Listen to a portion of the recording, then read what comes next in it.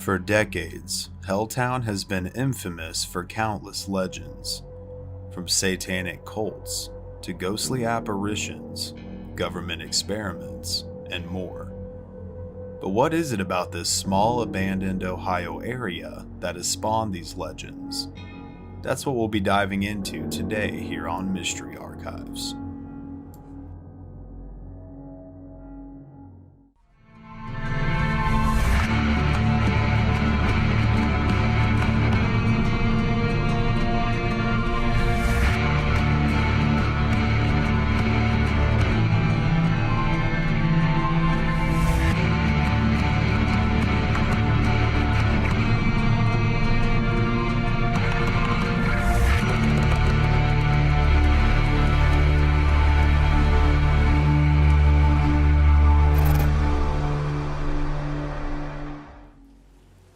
Helltown's history from the beginning has been shrouded in darkness.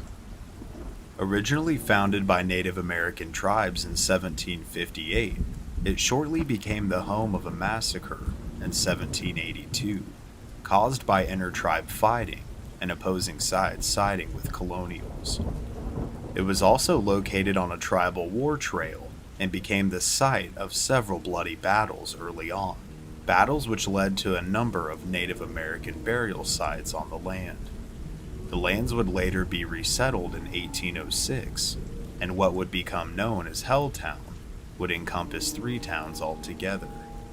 It's these tumultuous beginnings that seem to have laid the groundwork for the stories we hear today. From here, we will cover the various legends associated with Helltown. It's hard to decipher fact from fiction, or even put a timeline to where these stories came from, but I'll do my best with the information that I've gained.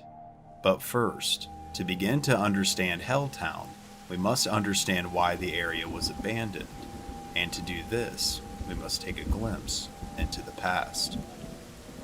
The year was 1974, and a man named William Birdsell was the National Recreational Superintendent who had recently been tasked by then-President Ford to establish a national recreation area in the Cayuga Valley where Helltown was located. Little did the people know that this man would soon become their worst enemy. A town meeting was called shortly after Birdsell arrived, and it was in this meeting that the people were informed that they had to sell their homes to the government, whether they liked it or not. This life-changing event was not up for negotiation, and these purchases were essentially going to be made at fire sale prices. With little to no recourse at the time, many people simply did what they were told to do, despite the anger, frustration, and sadness at the entire situation. But several citizens, despite the risk, outright refused to leave their homes. They wanted to know just why and for what reason they had no other choice other than to sell what in most circumstances was their entire life's work for next to nothing. And over the course of the next couple months, many were given conflicting and confusing reasons, and some weren't given any reasons at all. And this for a short period seemed to keep Birdsell at bay, until he reached an inevitable boiling point. The army soon invaded the valley and began forcibly removing residents from their homes, after which they sealed off the town and began boarding up, burning down, and demolishing homes. The angered citizens eventually ended up in court with the Department of Interiors, whose head at the time was sympathetic to their situation and ordered a halt to the operation after it was found that these homes had been purchased illegally. Many of the residents were contacted about purchasing their old homesteads back, but the majority had nothing to go home to. So Helltown remained a ghost town. As for William Birdsell, his shady dealings with the whole situation ended rather ironically. Just weeks before the end of the program, he was set to be transferred to a different part of the country for a new assignment, and as he was cleaning out his desk from the command post in Helltown, he died of a heart attack and could never truly leave. During the time in which the area has been abandoned, there's been many rumors and legends. I'll try my best to at least touch upon the majority of them that I could find. The army, as a result of the siege, was frequently dealing with squatters, criminals, and citizens refusing to leave their homes during the occupation of Helltown. And it's rumored that during this time, soldiers had run-ins with serial killers, cult members, and even mutated creatures. It can't be confirmed, but it's been said that multiple people went missing both during the army's time there and after they vacated the area. In regards to serial killers and criminals, the area's famous end-of-the-world road, named after its steep drop into the woods, was known for being a haven for thieves and killers back in the early settlement days, and perhaps it never truly stopped being that. There are lots of abandoned buildings in Helltown, from an old slaughterhouse to a morgue, a VA hospital, and more. But as far as cults are concerned, there are tons of stories centered around dark hooded figures chanting strange things out in the woods, particularly at night, and it seems that a lot of them are also associated with the abandoned church. The real church, dubbed Satan's Church, often gets confused for the Mother of Sorrows parish due to the Mother of Sorrows having the presence of upside-down crosses, also known as St. Peter's crosses, which are not satanic and were very prevalent during that old-style church architecture. Mother of Sorrows Parish is actually still a fully functioning church today, located nearby. But groups of people who have dared to wander into Helltown at night have reported eerie chants and seeing groups of supposed cult members carrying out some kind of ritual within the brick walls of the chapel. Many have claimed to have seen a red candlelight coming from the basement of the old morgue. This could be due to squatters, which, if it was me, that's the last place I would choose to live, is an abandoned morgue in a ghost town. But the candles seemingly go out after being stared at, so whatever it is, it certainly sounds spooky. In regards to mutated creatures, there's many conspiracies as to why people were forced to sell their homes, and many say it wasn't due to the government wanting to turn the valley into a national park or recreational area. There were confirmed reports of a sulfuric smell wafting throughout prior to the government showing up and sealing off the town. Many think that this was due to illegal chemical dumping happening at the local dump, which is certainly plausible. Crazier theories, however, speculate that there was some sort of underground pass located beneath Helltown, perhaps a facility that the government uses for genetic experimentation. This correlates with claims of enlarged and deformed creatures encountered throughout the area over the years. From half-human, half-animal monstrosities to reports of gigantic snakes, and if any of them were true, it would have to make one ponder as to what could be happening deep beneath the earth of this forgotten place. Other notable and strange happenings include that of ghostly apparitions at Gore Orphanage. Gore Orphanage, also known as Light of Hope Orphanage, was an orphanage built and operated in the early 1900s that mysteriously caught fire and caused the deaths of 172 children and at least 4 known adults. As a result of this horrific incident, both before and after Helltown was abandoned, people often reported strange apparitions and the disembodied sound of children screaming. And regardless of if these claims are true or not, with a tragic event such as this one, it makes one ponder if things such as hauntings were real. This could be a case of a ripple-like haunting, or the traumatic energy of the fateful day's events playing over and over again for all time. It would certainly explain the repeated screams being heard, in my opinion. Another tragedy that supposedly took place in the mid-1900s within the area was that of a school bus of children headed to class. This school bus crashed and claimed the lives of at least 20 children and 1 adult. And this one, like a lot of the others, was impossible to dig up information on, But there is an abandoned bus in the area as seen here, and there have been claims of people seeing a shadow man smoking a cigarette at night within the bus, only for him to dissipate after a light source makes contact with him. The last legend I wanted to share with you today is that of the ghost house that's said to appear within the woods surrounding Helltown. This is a dimly lit structure that appears within the foggy distance, and if you are able to make it to the door, do not go inside, because once daybreak hits, you can never leave. This one certainly is one of the spookier stories to me, and who knows if anyone ever did make it inside. We wouldn't be able to hear what they found, since they more than likely never came back.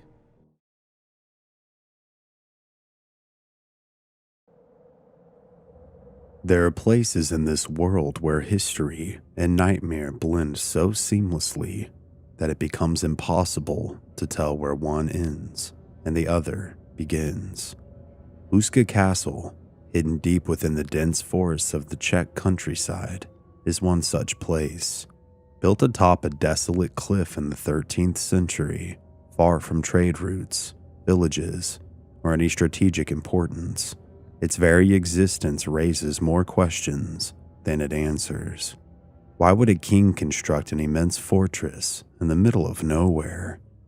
Why were its walls built to guard the inside rather than protect against the outside world? And why even now does the air feel so heavy with unseen dread? Locals have long whispered the answer.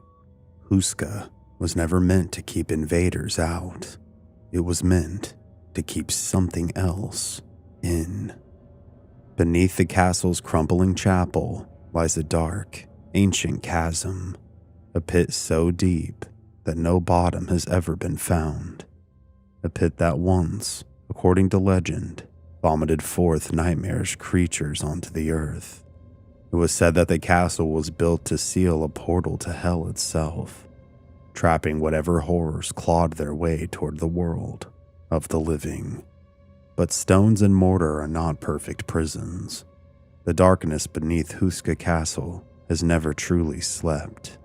From blood-chilling medieval legends, to the black rites of occultists, to modern-day paranormal investigations, the story of Houska is a tapestry woven with fear, death, and the unknown.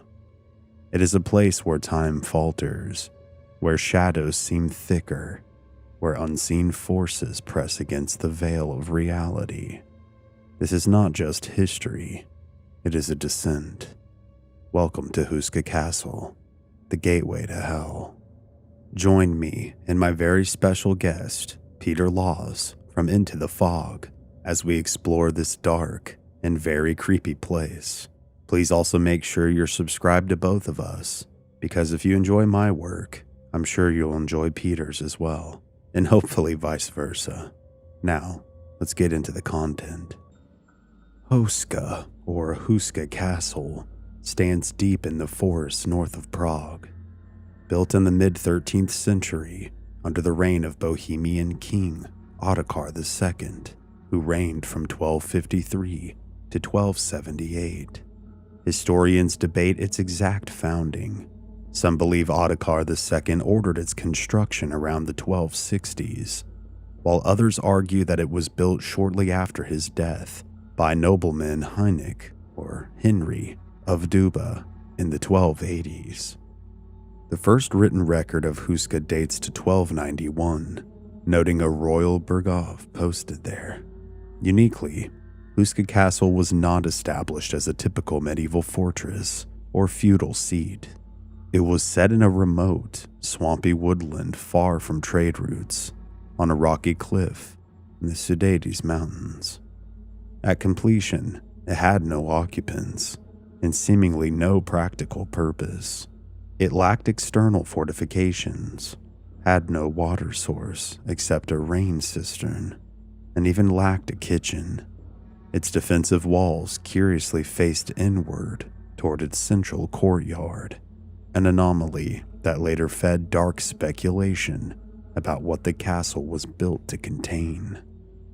In the late 1200s and 1300s, Houska came into the possession of the Burka of Duba aristocratic family. Lord Heineck Burka and his sons held the castle through the 14th century, even expanding their domain. Notably, during the Hussite Wars during the early 1400s, Houska saw little conflict or damage. Its lords remained neutral, and so the castle escaped the era's widespread destruction. Over the 15th and 16th centuries, ownership passed among noble families, and the structure received some Renaissance-style updates between 1584 and 1590. However, Houska was never a bustling residence. By the 1700s, it was largely abandoned, a decaying relic overshadowed by grander estates. A modest restoration in 1823 salvaged the crumbling Gothic architecture, and later, a wealthy aristocrat, Princess Hohenlohe, bought the castle in 1897. In 1924, it was acquired by Josef Semenek, president of the Skoda Works, who renovated it in 1929 into 1930 and used it as a family retreat.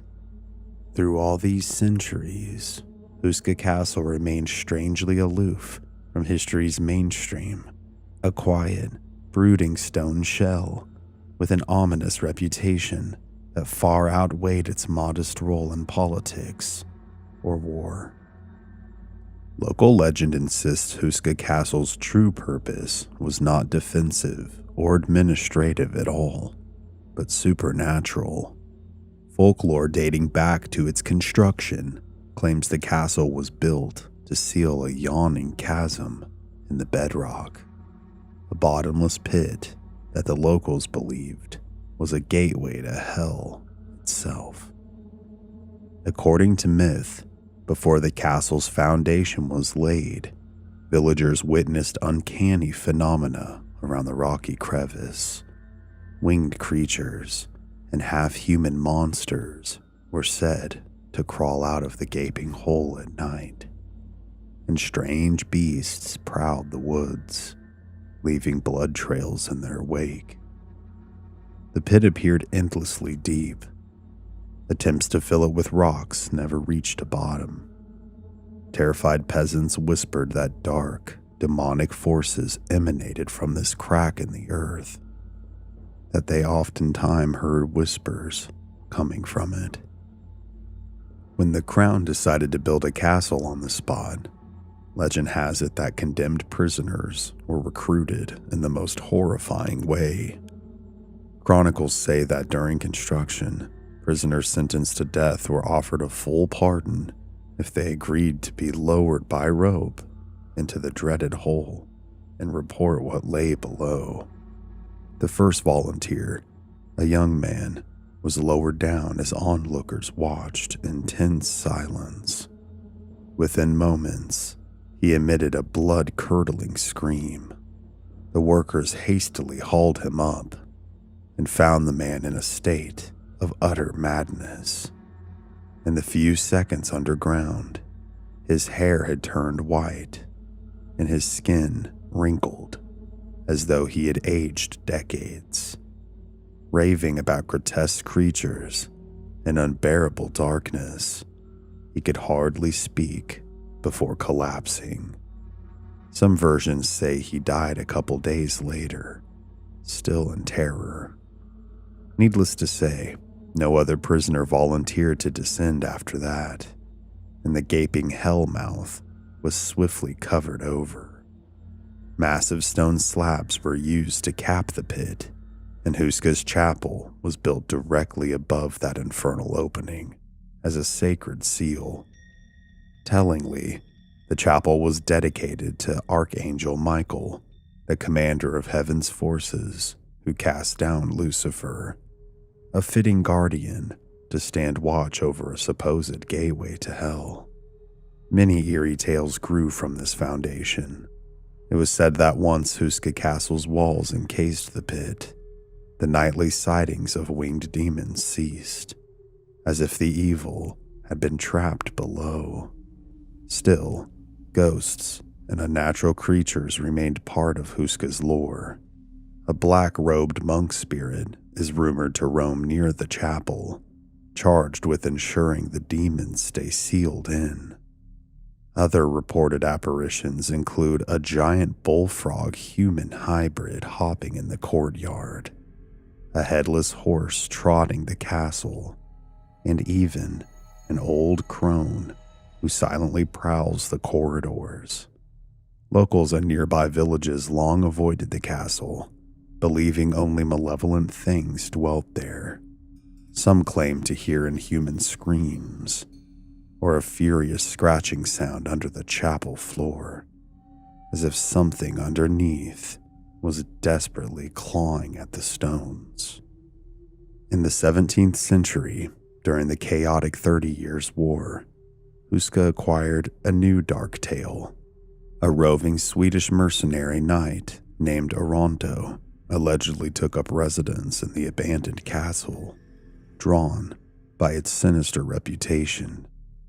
Aronto was said to practice black magic and alchemy within Houska's walls, attempting to harness infernal powers and concoct an elixir of eternal life.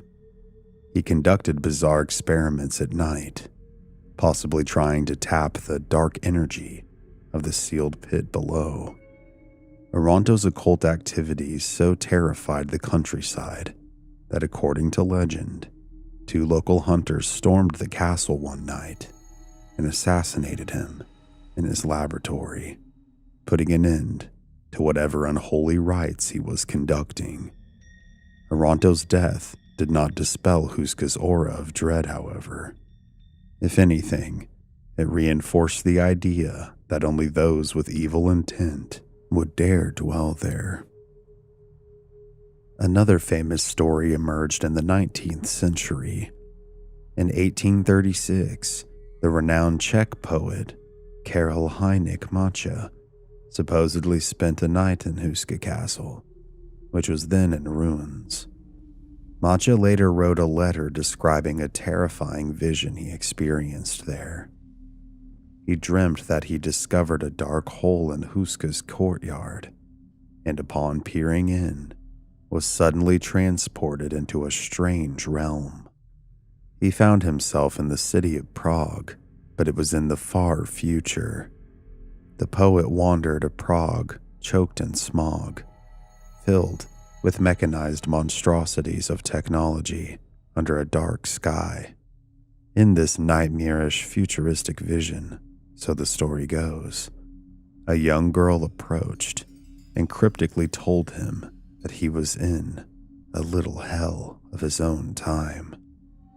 Mácha then saw glowing lights and sandstone cliffs, eerily resembling modern apartment blocks. Before awakening back in the castle, he was deeply disturbed, and strikingly, Mácha died shortly after this incident, at the age of only 25. This tale has led some to speculate that the gateway under Houska may not only lead to hell, but perhaps to other dimensions or times, offering fodder for the castle's mystique as a place where the normal laws of reality fray. Over the centuries, Houska's sinister legends have persisted. The chapel's faded facade fuels imagination. One 14th century painting bizarrely depicts a centaur-like female creature aiming a bow with her left hand, and left-handed figures were often associated with the devil in medieval lore. This pagan image, among otherwise Christian murals of saints and angels, is often pointed out as evidence of the castle's arcane purpose, an unresolved mystery on the chapel wall.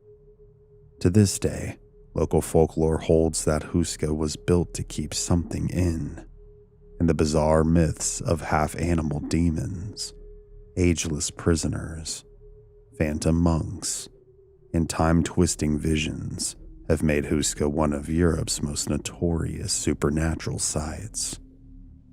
Despite its ghostly reputation, Houska Castle mostly slumbered through the 1800s and early 1900s as a private estate. That changed with the outbreak of World War II. After National Socialist Germany occupied Czechoslovakia in 1939, the German army, the Wehrmacht, seized Houska Castle and held it through the war until 1945. Because Houska had no strategic military value, it's remote and not on transport routes, its occupation immediately sparked rumors. Locals observed that the castle was heavily guarded by Nazi SS units and off-limits, and they reported strange lights and noises emanating from it at night. Whispers spread that the Nazis were conducting secret experiments inside Houska's thick walls, perhaps delving into the occult lore of the gateway to hell beneath the chapel. Some speculated that their scientists were trying to harness demonic powers, or even reopen the pit to hell in hopes of exploiting supernatural forces to win the war. Others believed the castle might have been used for esoteric research or developing paranormal weapons. These theories, though fantastical, resonated because the regime notably pursued occult artifacts like the Holy Grail and Spear of Destiny and arcane research in various parts of Europe, specifically the Schutzstaffel or the SS. What was really happening at Houska during World War II? Hard evidence is scarce, and many records were lost or destroyed, but some documents have surfaced. In 1943, the German RSHA, or Reich Main Security Office, converted Houska Castle into a secret repository, codenamed Burgon II. The castle became one of 4 sites in northern Bohemia used to store archives and confiscated collections from Europe. Specifically, truckloads of books and files were moved from bomb-threatened libraries in Berlin and Hamburg and stashed at Houska. Notably, among these were volumes on Jewish mysticism and Masonic lore, materials the Nazis had seized, possibly including occult texts. This fuels the idea that Houska's overseers were indeed poring over occult literature. According to later testimonies and legend, some evidence was found after the war, such as a cache of old books on the black arts reportedly left behind, and even skeletons of German soldiers hidden under floors, said to have been executed by their own in ritualistic killings. It's hard to verify such claims, but they have become a part of Houska's haunted legacy. The notion that rituals took place under the National Socialist flag. Locals noted that the Nazis mined the perimeter of the castle heavily, which they interpret as the occupiers wanting to protect something in Houska more than an ordinary site. Even as Allied victory drew near, when the Germans finally fled in 1945, they left behind an aura of mystery that only magnified Houska's dark legend in the modern era. After World War II, Houska Castle was returned to the Simonek family, but under communist rule in Czechoslovakia, it was seized by the state. In the 1950s, the castle was repurposed as a repository once again, this time holding archives for Prague's National Library. By the 1970s, a chemical company even planned to use Houska as a workers' recreation center or sanatorium, a strange fate surely for a place considered a portal to hell. That plan never fully materialized, but a curious event did occur in 1974. The Czech underground rock band, the Plastic People of the Universe, dissident artists, managed to record a live album inside the empty castle, taking advantage of the acoustics and seclusion. The fact that a counterculture band sought out Houska only adds to its quirky modern history. Following the fall of communism in 1989, Houska was again given back to its rightful owners, the Simonic descendants, who then overtook restorations. By 1999, the castle was open to the public for the first time in its existence. Tourists now walk its courtyard and chapel freely, but many swear that an oppressive atmosphere lingers. Indeed, post-war visitors and staff have continued to report unearthly experiences, apparitions in uniforms, unexplained bloodstains appearing and disappearing, and a pervasive feeling that unseen eyes are watching from dark corners. Even after surviving real-world wars and decades of neglect, Houska's malevolent reputation has only grown stronger. In recent decades, Houska Castle has become a magnet for paranormal investigators, researchers, and thrill-seekers drawn by its ghost stories. Television crews from around the world have descended upon Houska to explore its gate to hell lore. In 2009, the American team from Ghost Hunters International filmed an episode on site. They documented the castle's creepy vaults and the chapel. You'll find that in Season 2, Episode 3, titled Gates to Hell. The investigators experienced battery drains on their equipment and eerie audio recordings. One EVP, that's electronic voice phenomena, captured a guttural voice in an empty cell. And team members reported feeling sudden chills in the chapel, despite the summer heat, as mentioned in the episode. The following year, in 2010, the UK's Most Haunted broadcast a live overnight investigation from Houska. That crew also described disembodied footsteps and a phantom figure in black seen fleetingly on the chapel stairs. By 2013, a French paranormal series, RIP, Recherche Investigations Paranormal, came to Houska to probe the Hellgate legend. Each team left with intriguing, if inconclusive, evidence, unexplained shadows on video, mysteriously moving objects, and audio anomalies.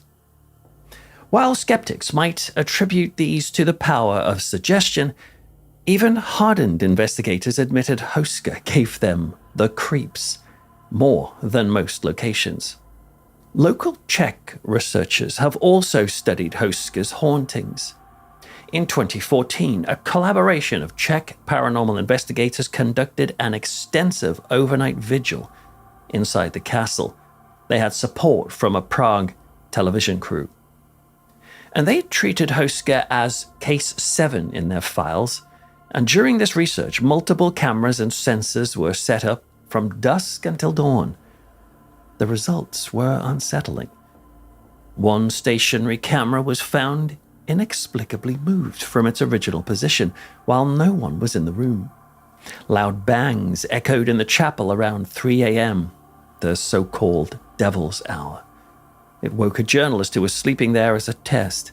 Investigators even found scratch marks on one team member's back the next morning, which he couldn't explain. Another reported a sudden burning pain in his chest in the middle of the night, and a red welt appeared, only to vanish without a trace by the time they left the castle. Technical difficulties plagued the investigation as well. A full 14 hours of infrared video footage inexplicably corrupted on the storage drive, almost as if whatever lurks in Houska did not want to be recorded. And yet the team did capture several clear EVPs. One recording from the chapel contained a deep voice speaking in what sounded like an archaic dialect of German or Latin, and the word seraph, meaning an angelic being, was discerned in the whispering mix. Such findings have only cemented Houska's status among paranormal enthusiasts as one of the world's most active haunted sites. Visitors and staff continue to witness inexplicable phenomena. castle guides have testified to seeing a faceless dark figure in a monk's robe gliding along the chapel corridor. Presumably, it's the legendary guardian in black, keeping eternal watch. Tourists frequently feel dizzy or oppressed near the chapel's crypt, and some faint upon peering down the grated hole that legend calls the bottomless pit. In the courtyard, people have reported encounters with spectral animals, a giant black hound-like beast that vanishes as one approaches it, and even flocks of dead birds found inexplicably strewn about after nights of stormy weather. Nearby woods are the scene of alleged sightings of hybrid creatures reminiscent of old myths. Half human, half dogs, flitting between the trees at twilight. The sound of horses' hooves echo on occasion, even though no horses have been at Houska for decades, brings to mind the fabled headless horse. There are also modern reports of a ghostly woman in an old-fashioned dress, sobbing in the castle's green chamber, and an apparition of a headless man in a blood-stained shirt stumbling near the gatehouse, possibly a victim of some forgotten medieval crime, reenacting his death. Houska Castle today capitalizes on its chilling legends. It hosts regular tours and even paranormal investigation nights. And yet, despite the crowds that now roam its once forbidden halls, many attest that when you find yourself alone in a corner of Houska, an unsettling silence falls, and the hair on your arms prickle. It's as if the castle remembers its ancient duty to stand guard over an unspeakable darkness. And that memory permeates the stone from its Gothic birth as a seal on hell, through centuries of ghost stories to Nazi-era mysteries and cutting-edge ghost hunts. Houska Castle offers an unparalleled tapestry of history and horror. Its chronicle interweaves verified facts with vivid folklore, providing rich inspiration for many supernatural tales. As one modern visitor put it, after a long midnight vigil within Houska's castle, they said, "You leave this castle with the uneasy feeling that something followed you out." A sentiment that encapsulates why Houska's legacy endures. Each era of Houska's story, from medieval chronicles to modern ghost hunts, contributes a chapter to what is ultimately the enduring enigma of Houska Castle, a place where history and the supernatural are inextricably entwined. Houska Castle stands still, brooding against the cold winds that sweep the Czech wilderness.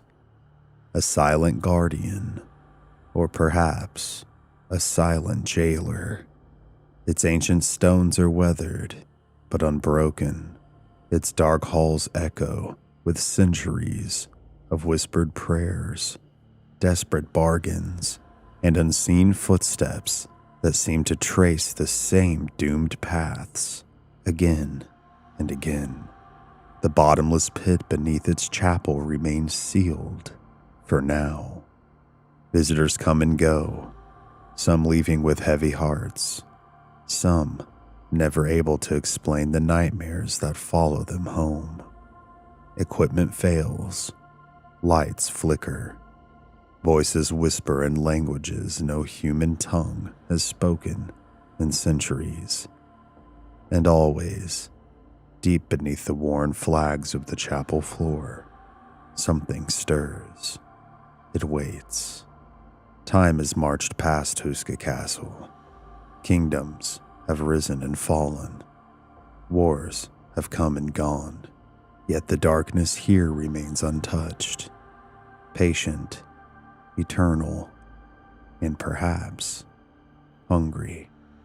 The question has never been whether the legends are true. The real question is this: how long can the seal hold?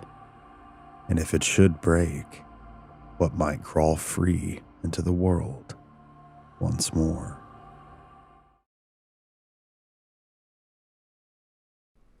What once seemed like a miraculous place to its early settlers slowly but surely collapsed under the weight of its own profits and debauchery. And it's now said that the land and all items within this abandoned town are now cursed.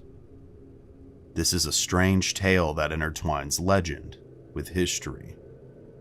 This is the untold story of Bodie, California.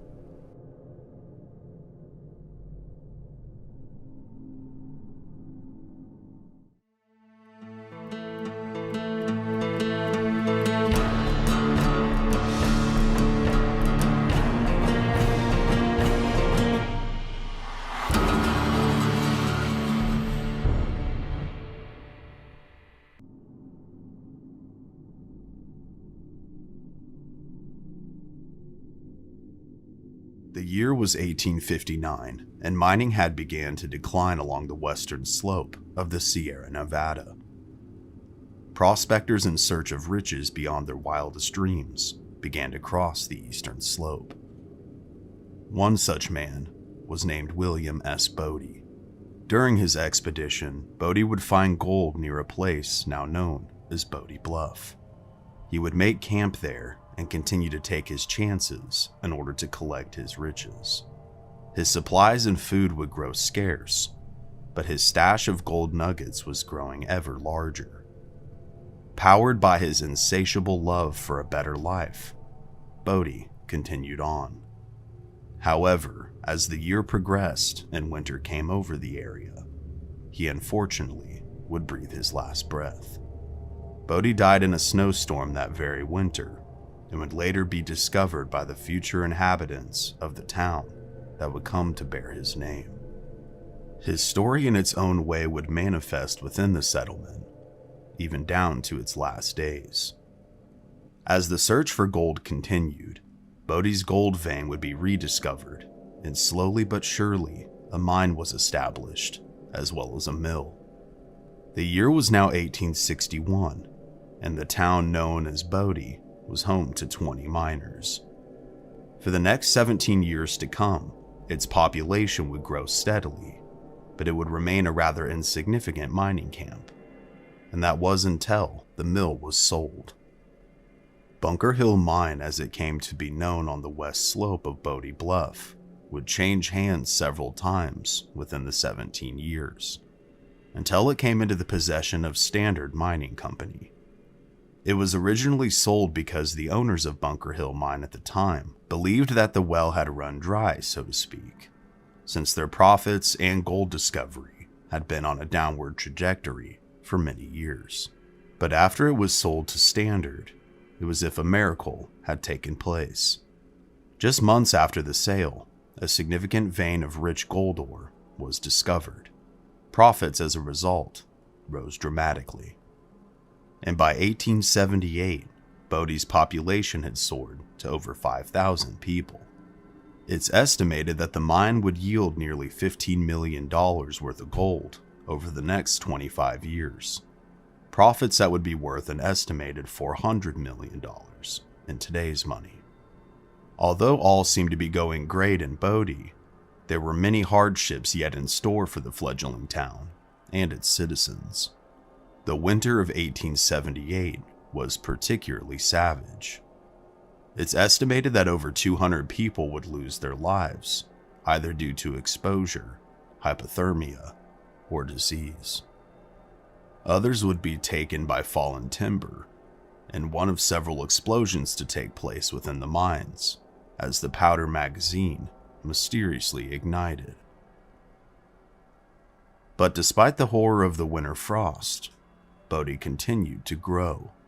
People of almost every walk of life would end up there, from miners to gamblers, prostitutes, and businessmen. And by 1879, it had doubled in size to over 10,000 residents. It had added an additional 2,000 buildings, and before long it supported over 30 gold mines, 65 saloons, and untold amounts of brothels, gambling halls, and opium dens. Opposite the brothels, gambling, and opium smoking, the town also had several churches, banks, and schools. 3 breweries within the town worked day and night brewing whiskey in 100-gallon barrels because Bodie seemed to have an insatiable thirst for alcohol. Like a perfect storm, Bodie would soon earn a reputation for violence, lawlessness, and debauchery of every kind. Killings at times were daily events. Robberies, stick-ups, and street fights all became frequent occurrences as well, as the town seemed to turn its back on God and worship its newfound idol, one of gold and profit. It seemed like the good times for those who indulged themselves would never end. But they would. Given Bodie's reputation, it's perhaps not surprising that one little girl, whose family was moving to the mining town, reportedly prayed, "Goodbye, God. We are going to Bodie." For all of its construction, Bodie needed vast amounts of lumber, and the problem was that there were scarce trees in the area. Soon, several businessmen formed the Bodie and Benton Railroad Company in 1881 for the sole purpose of sustaining that appetite for much-needed lumber. However, for the citizens of Bodie, this was not a good decision. In order to maximize profits, the company hired inexpensive Chinese labor, much to the outrage of the locally unemployed. So with a large influx of cheap foreign labor, it soon helped drive the competing labor costs into the ground, not just for the railroad, but for mining as well. This marked the beginning of the end of the town. The boom was over just 1 year later. In 1882, Bodie started to rapidly decline. Prior to 1882, there were no churches within the town, but there were 2 preachers, one Methodist and one Catholic, who held services in their private homes. And despite the town's decline, 2 churches would be built in 1882, one for each of the 2 faiths. However, both would not end up surviving.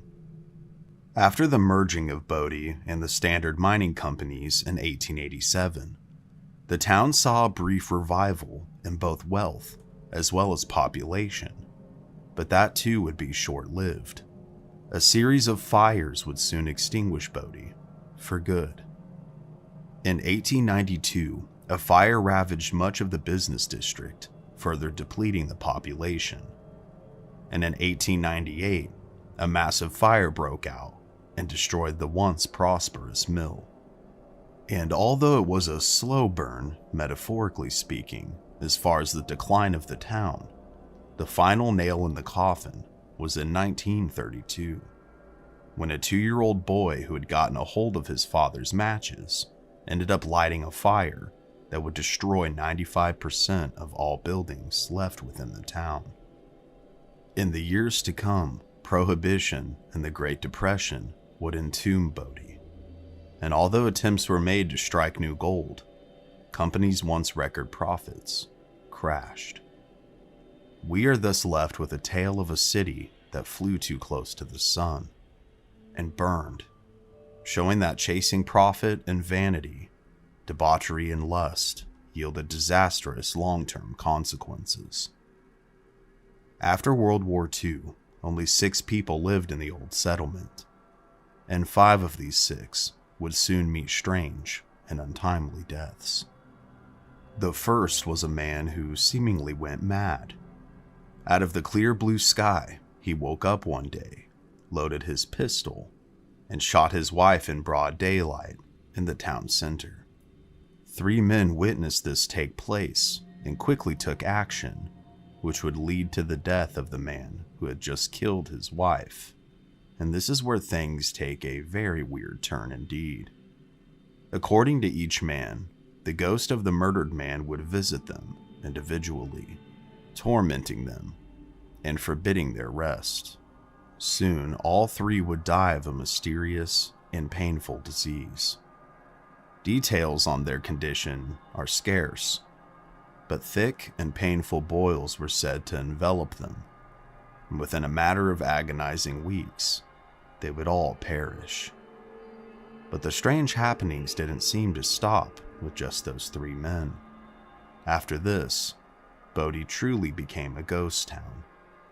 By 1962, after years of neglect, it was designated a state historical park by the state of California, and legends about this place seemingly stuck in time. One such legend is known as the Bodie Curse. Supposedly, if visitors take anything from this town, even a pebble, they will forever be cursed with terrible misfortune. One such victim claimed to have been struck with horrible luck and tragedy until they returned an item that they had stolen from a previous visit. And this isn't entirely speculation or superstition, however. The park's own rangers claim it's a real phenomenon. Years ago, they began to keep a log of anyone who would offer to tell them that they were taking something from Bodie. And the logbook also contains pages upon pages of those same people returning those items and claiming the notorious curse. The curse is said to be perpetuated by the ghosts that live there, who guard their riches against thieves as they are still searching for new gold. And despite the park rangers vouching for the happenings, many believe it's nothing more than silly superstition. But I, for one, wouldn't want to be the guy to test this out. There are many places I'd be willing to go to investigate, with Bodie being one of them. But why take the chance of destroying your life for something that wasn't yours to begin with? Another ghostly legend is that of the haunting of the J.S. Kane house at the corner of Green and Park Streets. James Stewart Kane, or J.S. Kane, had arrived in Bodie when he was just 25 years old. Soon after his arrival, he entered the lumber transporting business and soon became a mogul. He would go on to own the Bodie Bank, a leasing company, and became the primary property owner within the town. The home is said to be haunted by the restless spirit of a Chinese maid. The maid apparently loves children who visit, but hates adults. Adults sleeping in the old house have said to be awakened frightened and breathless, feeling the weight of another person sitting on their chest. Others have experienced doors opening and closing by themselves, and have even seen the apparition of the spirit herself, knitting in the chair in the main room. And this isn't the only place that's claimed to be haunted that still stands there. The Mendocini house is called home to several friendly ghosts. One who is thought to be Mrs. Mendocini herself. She loved cooking large Italian meals for her family.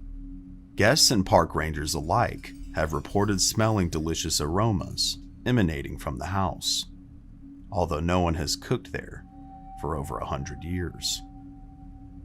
Others have seen the spirit of a woman peering out of the top window of the Duckenview house, almost as if the woman is still alive, but trapped in another time, still dressed as though it's the early 1900s.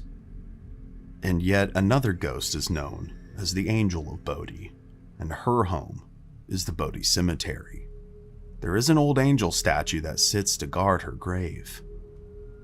The angel was a 3-year-old little girl who was said to have been accidentally killed when she was hit in the head by a slipped miner's pickaxe.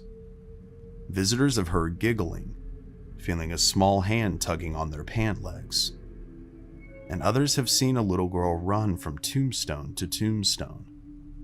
But upon rushing to find her, there's never anyone there. Bodie is now in a state of arrested decay. There are no permanent residents of the town except the park employees, and only about 10% of the original buildings still stand.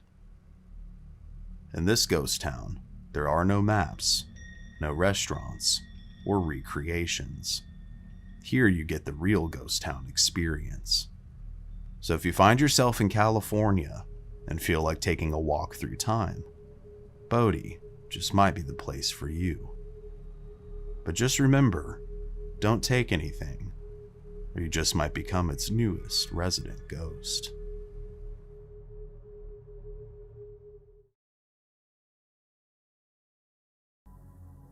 Along a section of winding road, tall rusted gates harbor dark secrets. Not an adventure for the weak. This place is known for an abundance of evil activity. As the weary wander through the rusted iron bars, the souls of the damned whisper. Some will visit with wonder, and others apprehension, and for good reason. For this place has spawned many legends. Stories of satanic cults, sacrifices, demonic possession, and a wide range of terrifying apparitions have allegedly revealed themselves. But are there any truth to the rumors? What are these bone-chilling stories? What is it about this stretch of road in Thornton, Colorado that has made it so infamous? That is what we will discover here on this episode of Mystery Archives as we explore the gates of hell of Riverdale Road of Colorado.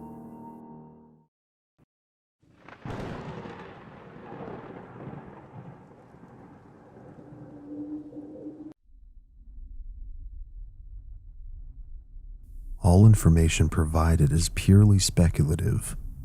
I've tried my best to find any and all information I could to the best to fit the stories, and or see possibly where they could have come from, or if there's any truth to them. Riverdale Road, an 11-mile path located between Thornton and Brighton, Colorado, has been a supposed hotspot for paranormal activity for decades. The earliest rumors tell us of a nearby Native American burial ground. When it was in use, it said that the tribe placed a curse upon the land to affect those who would disturb their dead. And as we've heard numerous times before, you don't mess with native burial grounds. Nothing good ever comes of it. More on this later.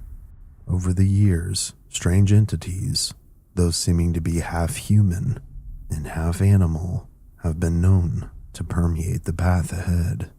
Could these creatures have been the very feared skinwalkers of native folklore? Not all is evil with this rumor, however. There are both good and evil forces at work. They say that if you see a gray fox along the road, then a benevolent entity has graced your trip. But if a coyote is what you see instead of a gray fox, the path ahead is an ominous and malevolent one. We will certainly dive back into all of these rumors later, but the lore doesn't end here.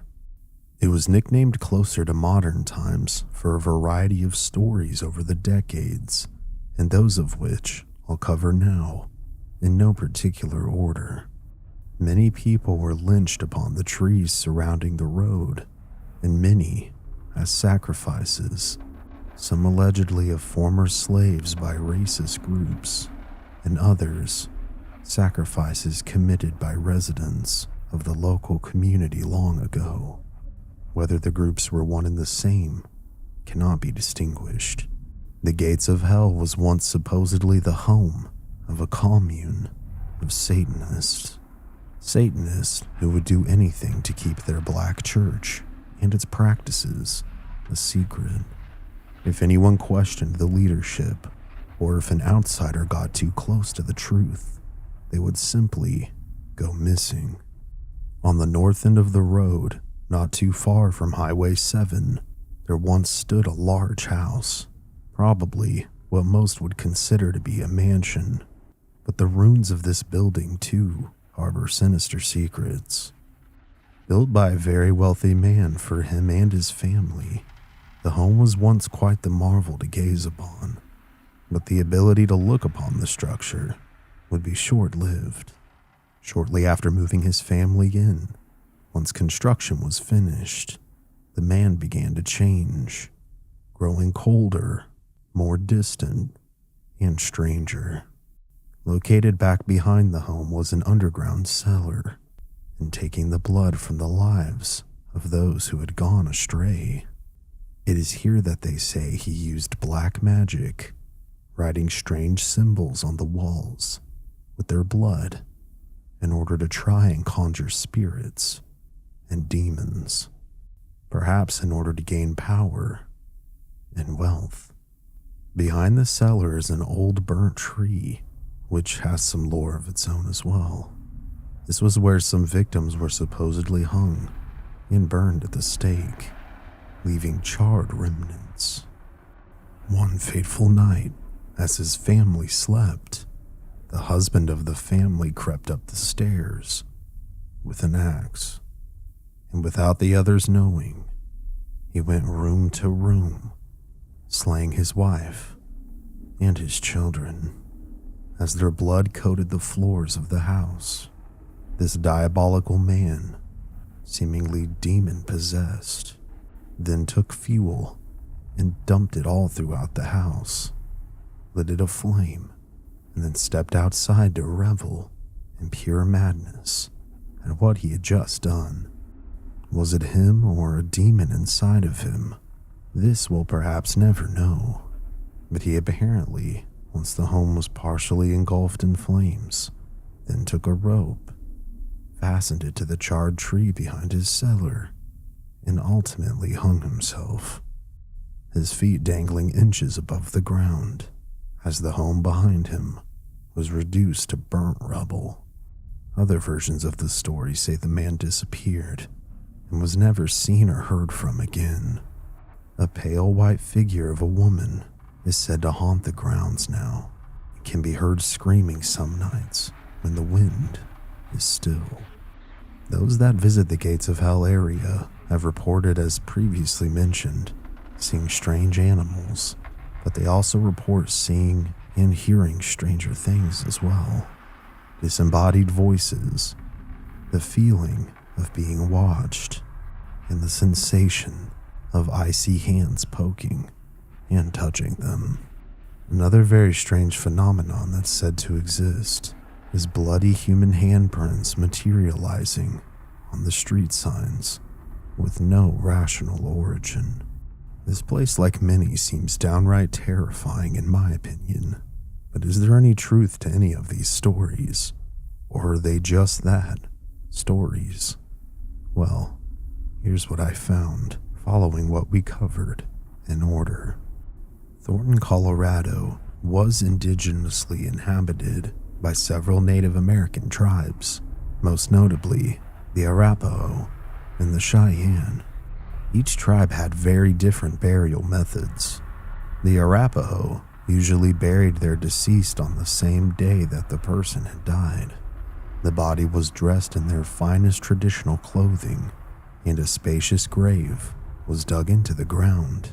The person was then buried with some of their personal belongings, such as clothing and blankets.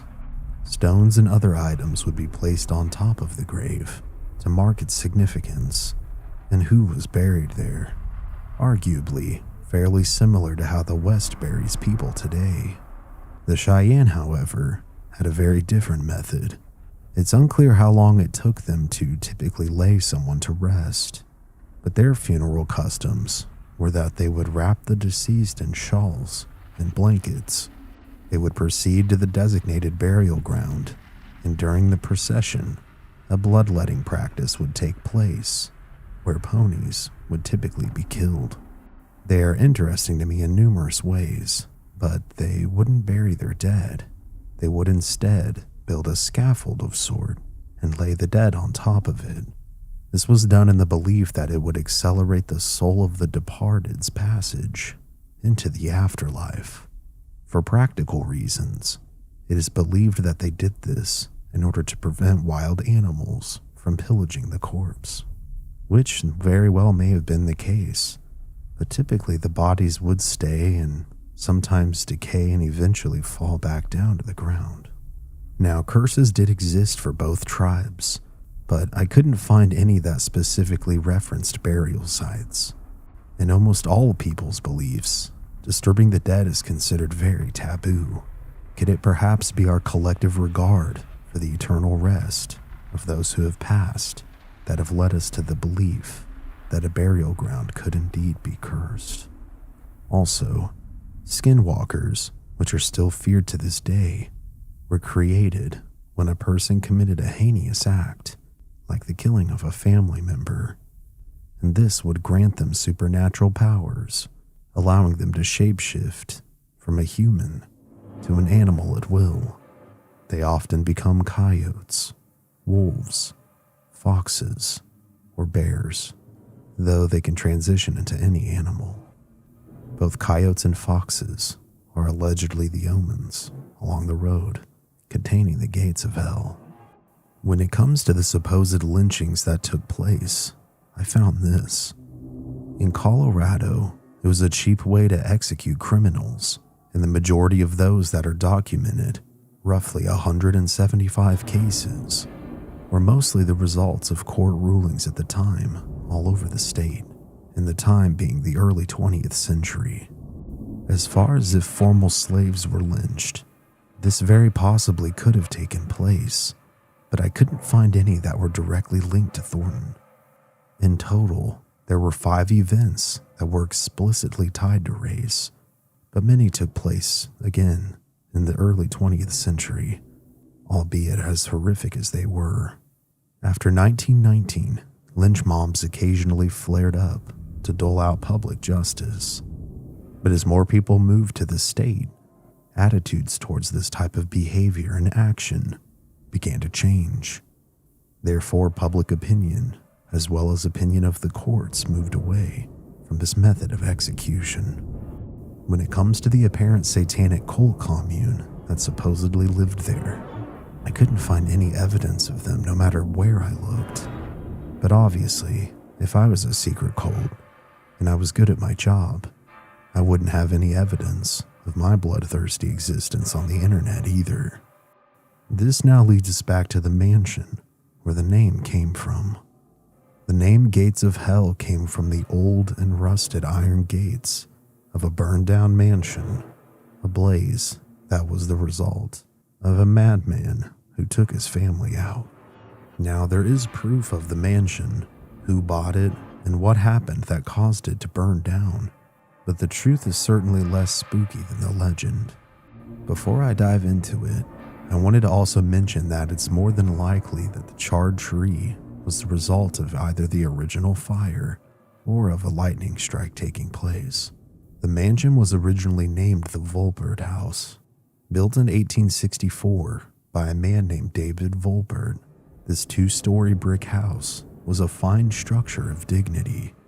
David, who was a very successful prospector, along with his wife Catherine, had 2 daughters and a son. However, even though fitting the time frame when the madman's story supposedly took place, David didn't go crazy and harm his family. He actually would go on to pass away, presumably within the home, at the age of 75. What happened to his family members is unclear, but they most likely moved on and passed away from natural causes. The home, as far as I can tell, sat vacant from the early 1900s until 1975. This is when a man named Dr. Hugo Rodick and his wife, Orion Sally Rodick, purchased the home, working hard on behalf of the Adams County Historical Society. The couple would go on to restore the home and live there for a short time, designating its status as a historical monument. Things seemed normal for the Rodicks until 1 a.m. on November 28th, 1975. The home, which stood at 9190 Riverdale Road, became engulfed in flames. It's unclear whether or not the couple had any children or any that lived with them at that time, but the Rodicks would make it out of the blaze very much alive. And although the origin of the blaze was undetermined, the authorities at the time did determine that arson did not seem to be at play. Dr. Rodick would go on to live and ultimately passed away at the age of 102. It seems as though the Madman Mansion story, as I've come to see it, could possibly be a fictionalized amalgamation of both of the real stories surrounding the Volbert house. The ruins of the home, as well as the original gates, have since been demolished, and the Pelican Pond's open space now sits in their place. Sometimes the truth isn't as fun as the legends that surround an area, and perhaps there could be more truth in some of these tales. Perhaps the area itself is where the veil is thinner between our world and the next. It's hard to say, but one thing is certain. The folklore of America is vast, creative, and entertaining, and it's incredible to see so many stories spawning from seemingly such an insignificant place, like a winding stretch of road in the middle of Colorado. People vanish here, cameras fail, and blood runs cold. Those who come looking for answers often leave with scars they can't explain, if they leave at all. Locals call it cursed. Scientists call it an anomaly. Those who have stepped foot into it simply call it hell. Today, we will be covering the terrifying and enigmatic place simply known as Hoya Baciu Forest, here on Mystery Archives.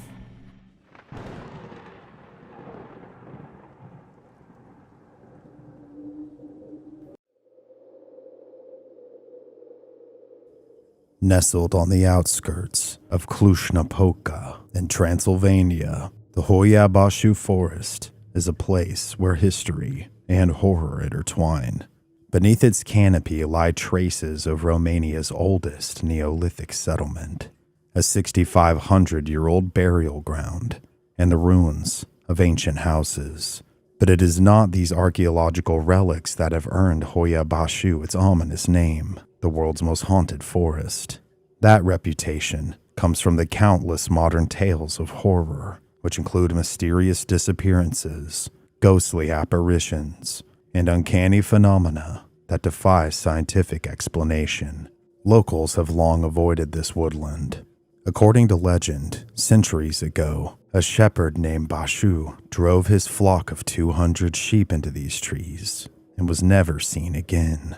To this day, many in Cluj refuse to enter Hoya Baciu, whispering that those who wander under its twisted boughs risk vanishing into thin air. Those brave enough to test the forest boundaries often emerge shaken and marked, sometimes literally. Visitors speak of sudden rashes and burns that rise on their skin, intense headaches, and nausea striking without warning, and an overwhelming feeling that something unseen is watching you from the shadows.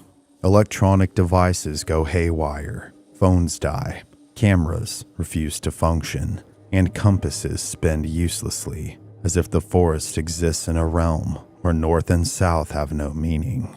In older times, villagers attributed these disturbances to evil spirits or the devil himself, a curse on the land that made animals panic and humans flee in dread. Modern science is yet to offer a better explanation, which is why Hoya Baciu's eerie lore only continues to grow. This grainy photograph of a disc-shaped craft over the Hoya Baciu clearing remains one of the forest's most iconic mysteries. Barnea, a 45-year-old military technician, was spending a quiet August afternoon picnicking in the forest with his girlfriend and two friends when the silence was broken by a shout. It was shortly past noon on August 18th of 1968, a bright clear day, and Barnea had wandered off to gather some firewood. His friends' urgent cries quickly made him sprint back to the clearing where they had laid their picnic. There, above the tree line, was a spectacular sight unfolding. A round, metallic object hovered effortlessly in the sky, glinting in the sunlight. The thing was unlike any aircraft they knew. It was perfectly silent, drifting over the clearing. With their hearts pounding, Barnea raised the 35mm camera he had brought along and managed to snap a sequence of 3 photographs. Through the lens, he He watched the flying saucer circle slowly over the forest, then suddenly execute a strange, tilting maneuver, almost a playful mid-air tumble, before going out of sight at an incredible speed. In the span of a breath, the object was gone. And sitting stunned, Barnea and his friends realized that they had witnessed something truly extraordinary. And indeed, when his photos were developed, they revealed a clear, dome-shaped disc against the afternoon sky, tangible evidence that would soon thrust Hoya Baciu Forest into the international spotlight. Barnea's images, published in local newspapers, gave the forest its first taste of global notoriety.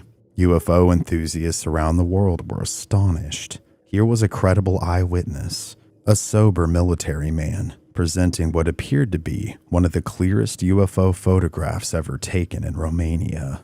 Yet for Emil Barnea himself, the encounter brought misfortune. In 1968, Romania was under a communist regime, deeply hostile to superstitions and paranormal tales. Admitting that he saw an otherworldly craft, and worse, providing photographic proof, did not sit well with the authorities. Barnea was derided by his superiors, and before long, this upstanding technician was summarily fired from his job for daring to report a flying saucer. His sighting was officially ignored. There were no tabloids or TV shows in communist Romania that would celebrate such a story. But still, the legend quietly grew. The photos survived, and years later after the regime fell, they resurfaced abroad. In 1977, Barnea's remarkable pictures were presented at a UFO conference in Acapulco, astonishing researchers who deemed them some of the most compelling UFO images ever captured. To this day, no one has provided a definitive explanation for what Barnea captured on film.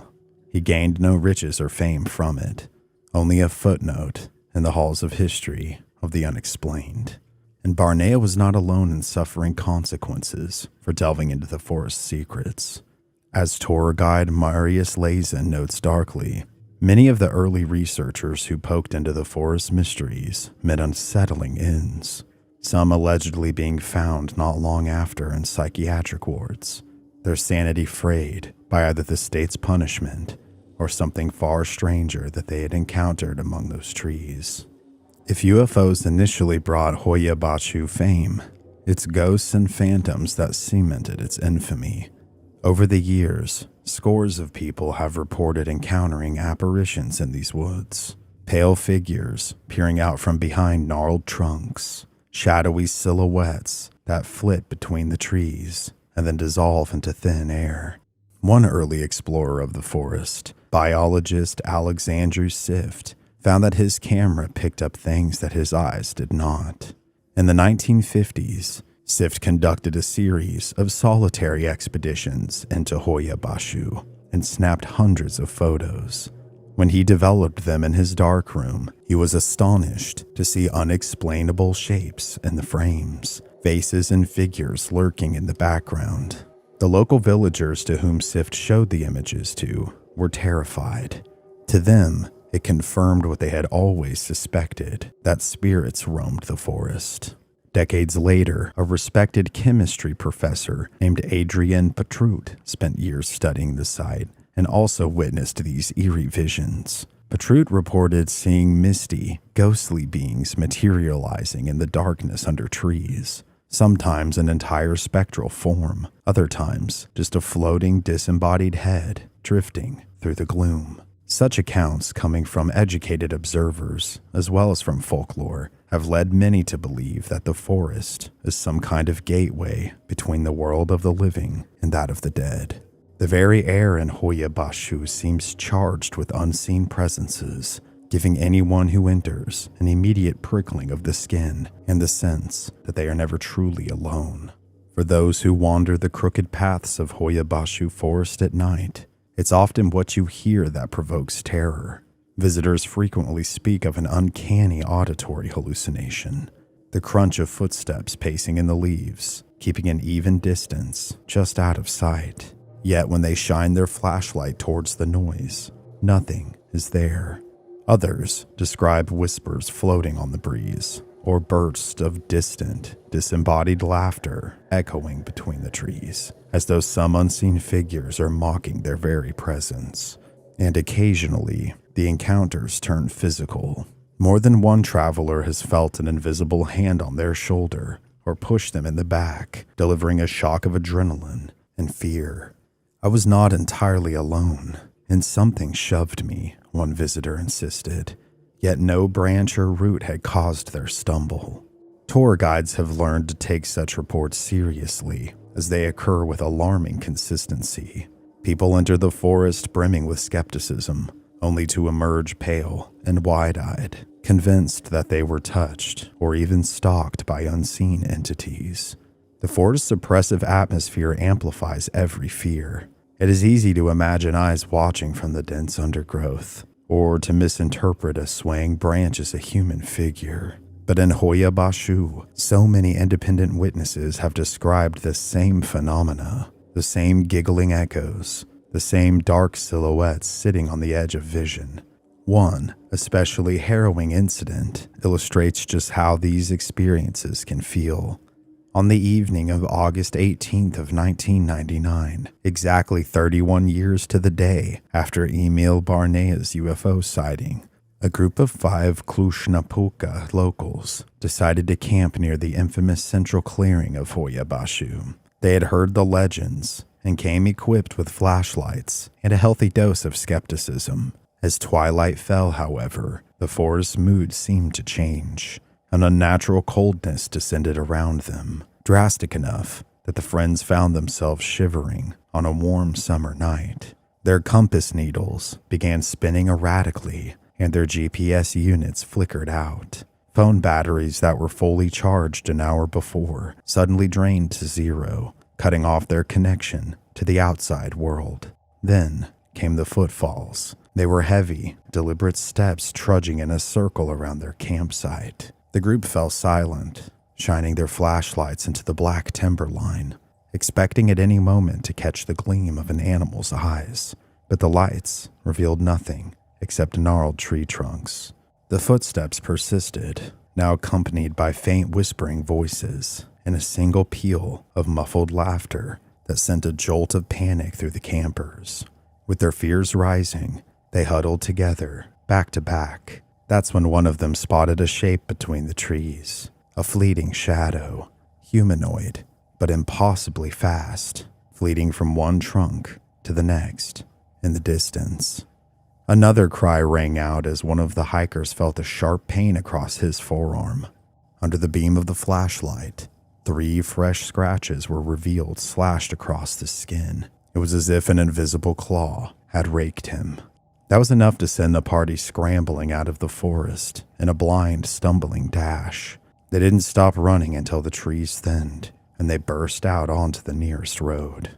Only later, after catching their breaths, under the safe glow of street lamps, did they realize that the footsteps and whispers had ceased as abruptly as they had began, and their previously dead phones flickered back to life, their batteries mysteriously restored.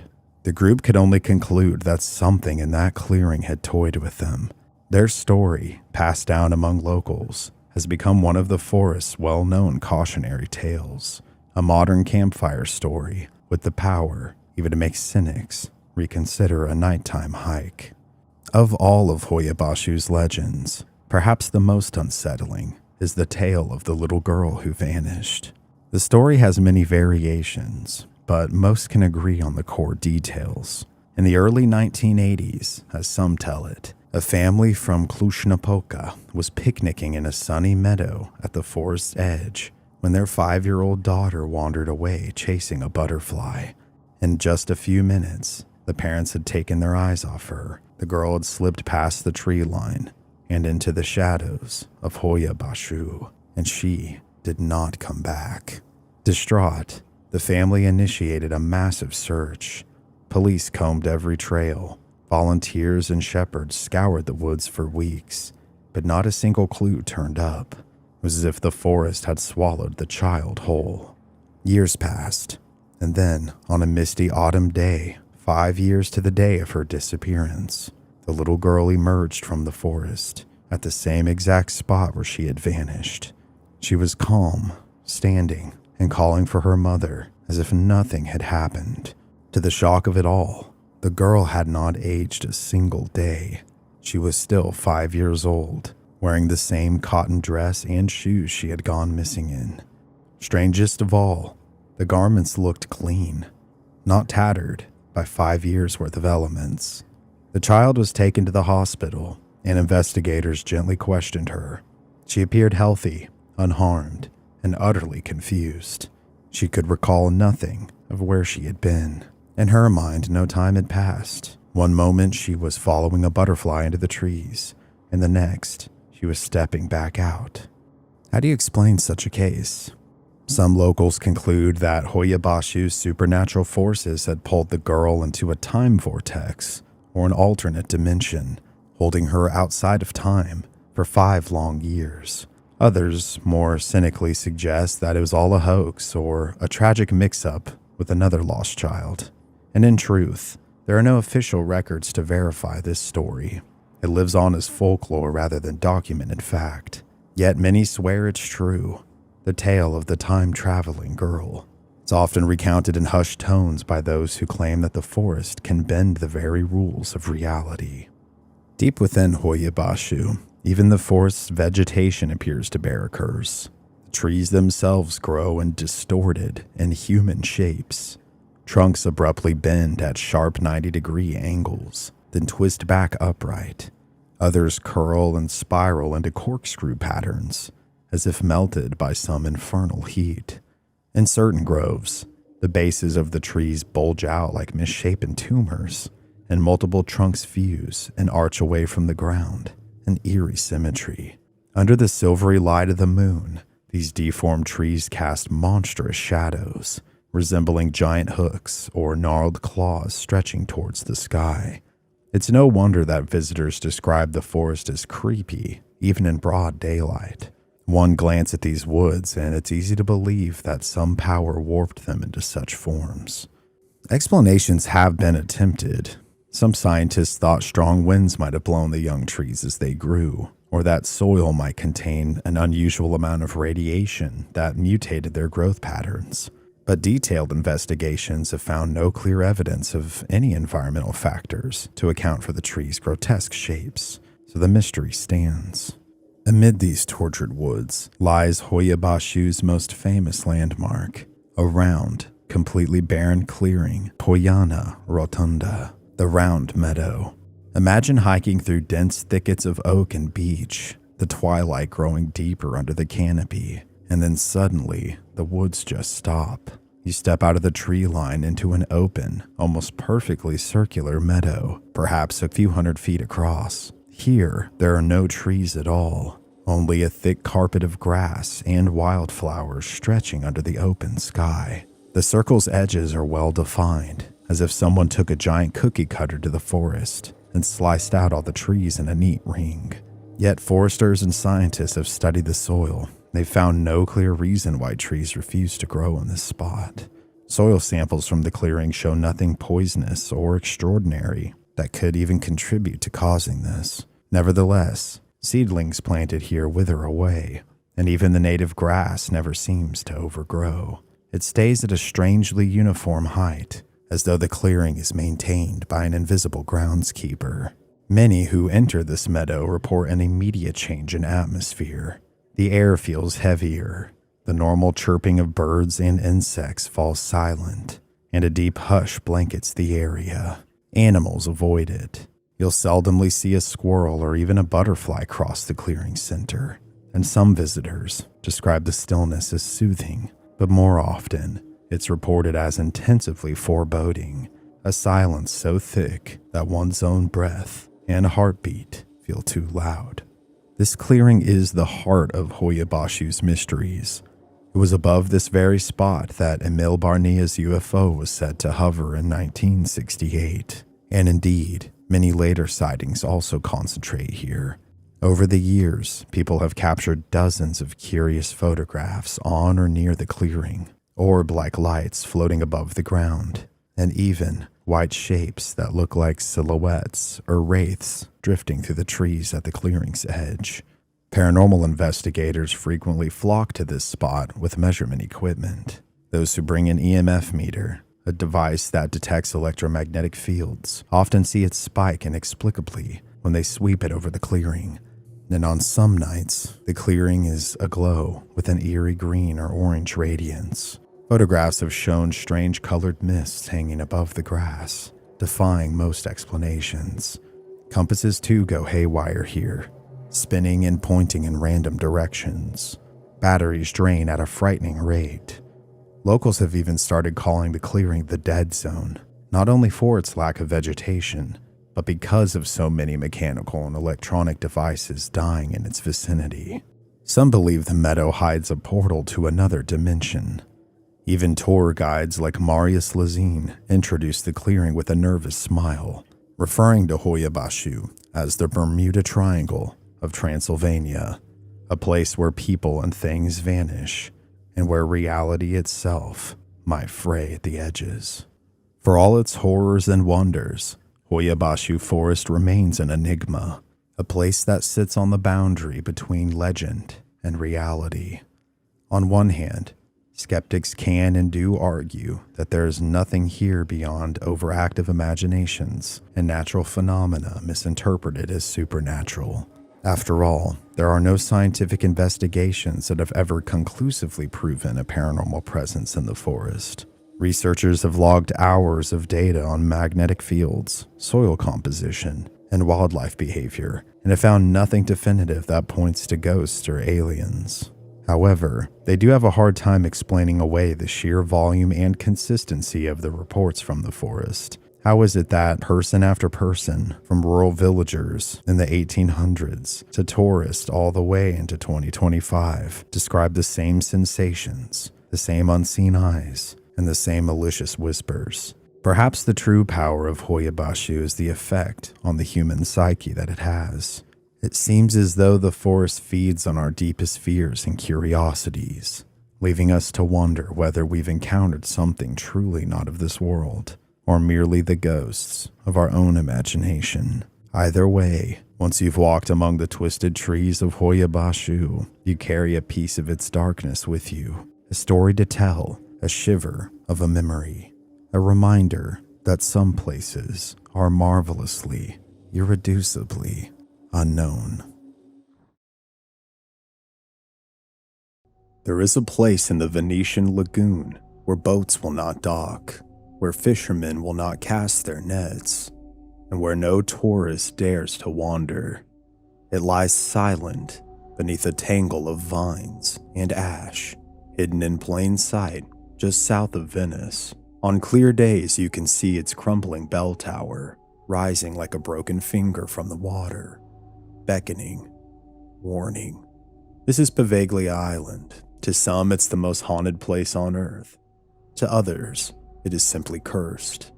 For over 1,000 years, Poveglia has absorbed everything humanity fears most: war, plague, madness, fire, isolation, and death. Tens of thousands of people, perhaps over 100,000, were dragged here to die. Plague victims were burned in open pits. The mentally ill were abandoned in crumbling wards. And according to generations of whispered accounts, something else lingered. Something not human. You may not believe in curses. You may not believe in demons. But after Poveglia, you just might believe in something. Long before the name Poveglia became synonymous with plague, madness, and death, it was simply an island of sanctuary. The earliest historical mentions of Poveglia Island date back to the year 421 AD, during one of the most turbulent eras in Western Europe's history, the final collapse of the Western Roman Empire. Italy, fragmented by warring barbarian tribes and devastated by successive invasions, was no longer a place of imperial order and civility. The once proud Roman cities of the Venetia region, Padua, Este, and Altino had become targets of Visigoth, Punic, and later Lombard raiders.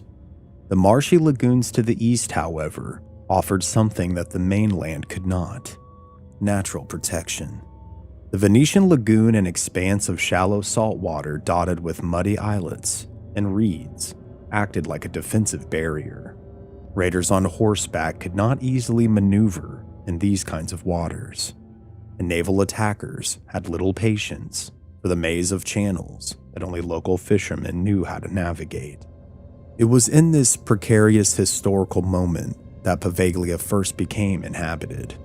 Families fleeing the chaos of the mainland carried what few possessions they had and rowed eastward in flat-bottomed boats, seeking any land not yet overrun by fire and sword.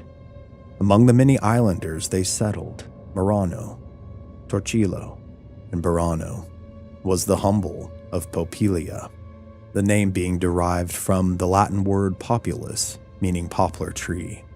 The island was small, barely 17 acres, and its high central ground and easy access to fish-rich waters made it suitable for modest settlement.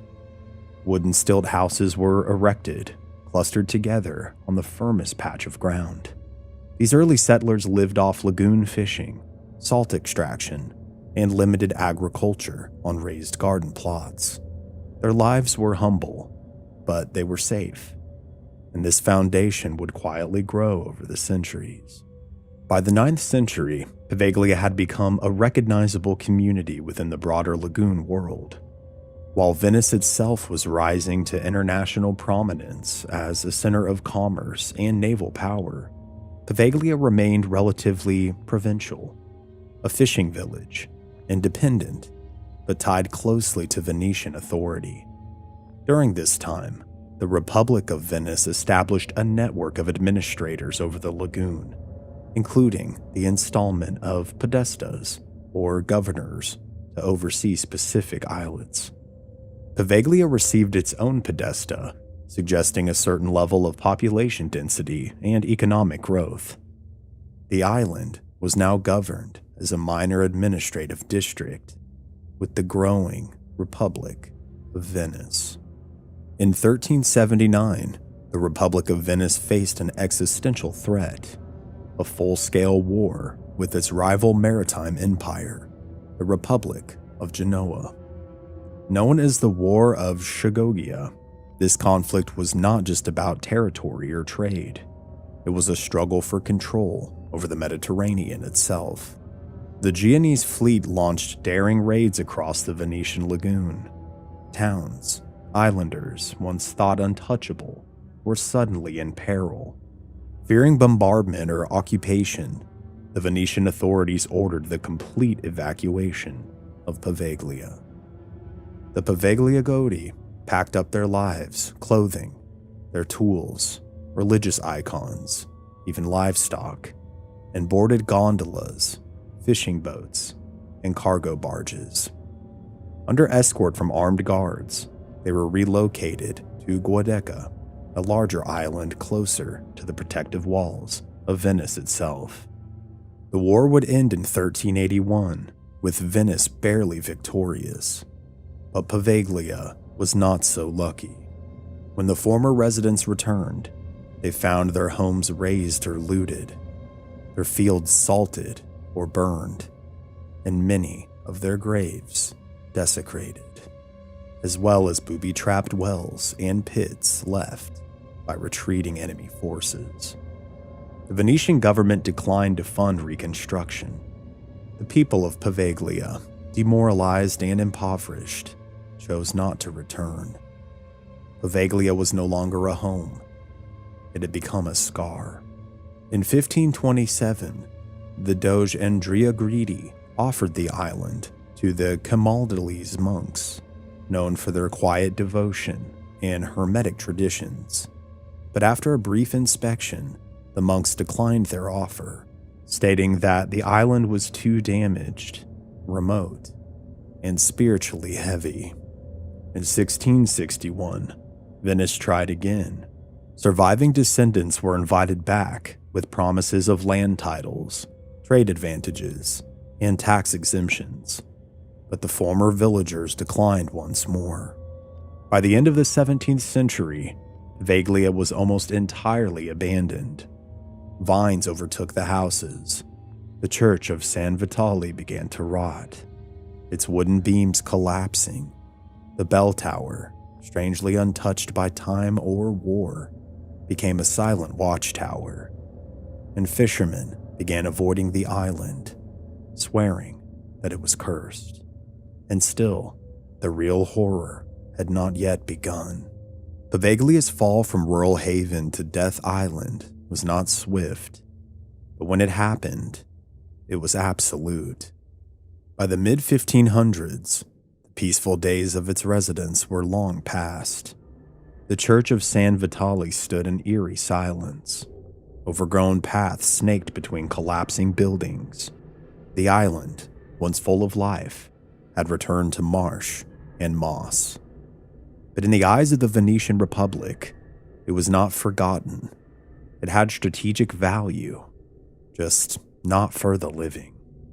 Venice in the 16th century was rich beyond measure. Gold flowed in from the east. Art, culture, and architecture flourished in an unmatched Renaissance bloom. But this wealth came at a cost: exposure. Venetian ships traded across the Mediterranean, the Black Sea, and North Africa, and with them came disease, most notably the bubonic plague. The plague, known as the Black Death, had first devastated Venice in 1348, but more insidious waves struck in 1575 to 1577, and again in 1630. In each case, the death tolls were staggering. The 1575 outbreak alone killed more than 50,000 people, which was nearly a third of Venice's population at the time. Faced with this horror, Venice became one of the first governments in Europe to implement an organized quarantine policy. Entire islands were designated as lazaretti, or places where the sick and suspected could be isolated from the healthy. Lazaretto Vecchio, near the Lido, and Lazaretto Nuovo were the first, but by the late 1500s, even those were full. The Republic needed another place to send the dying, and they chose Poveglia. The plague pits on Poveglia are unmarked, undocumented in any elegant script, but they are very real. Archaeological studies and local legends agree. The island served as an emergency dumping ground during major outbreaks.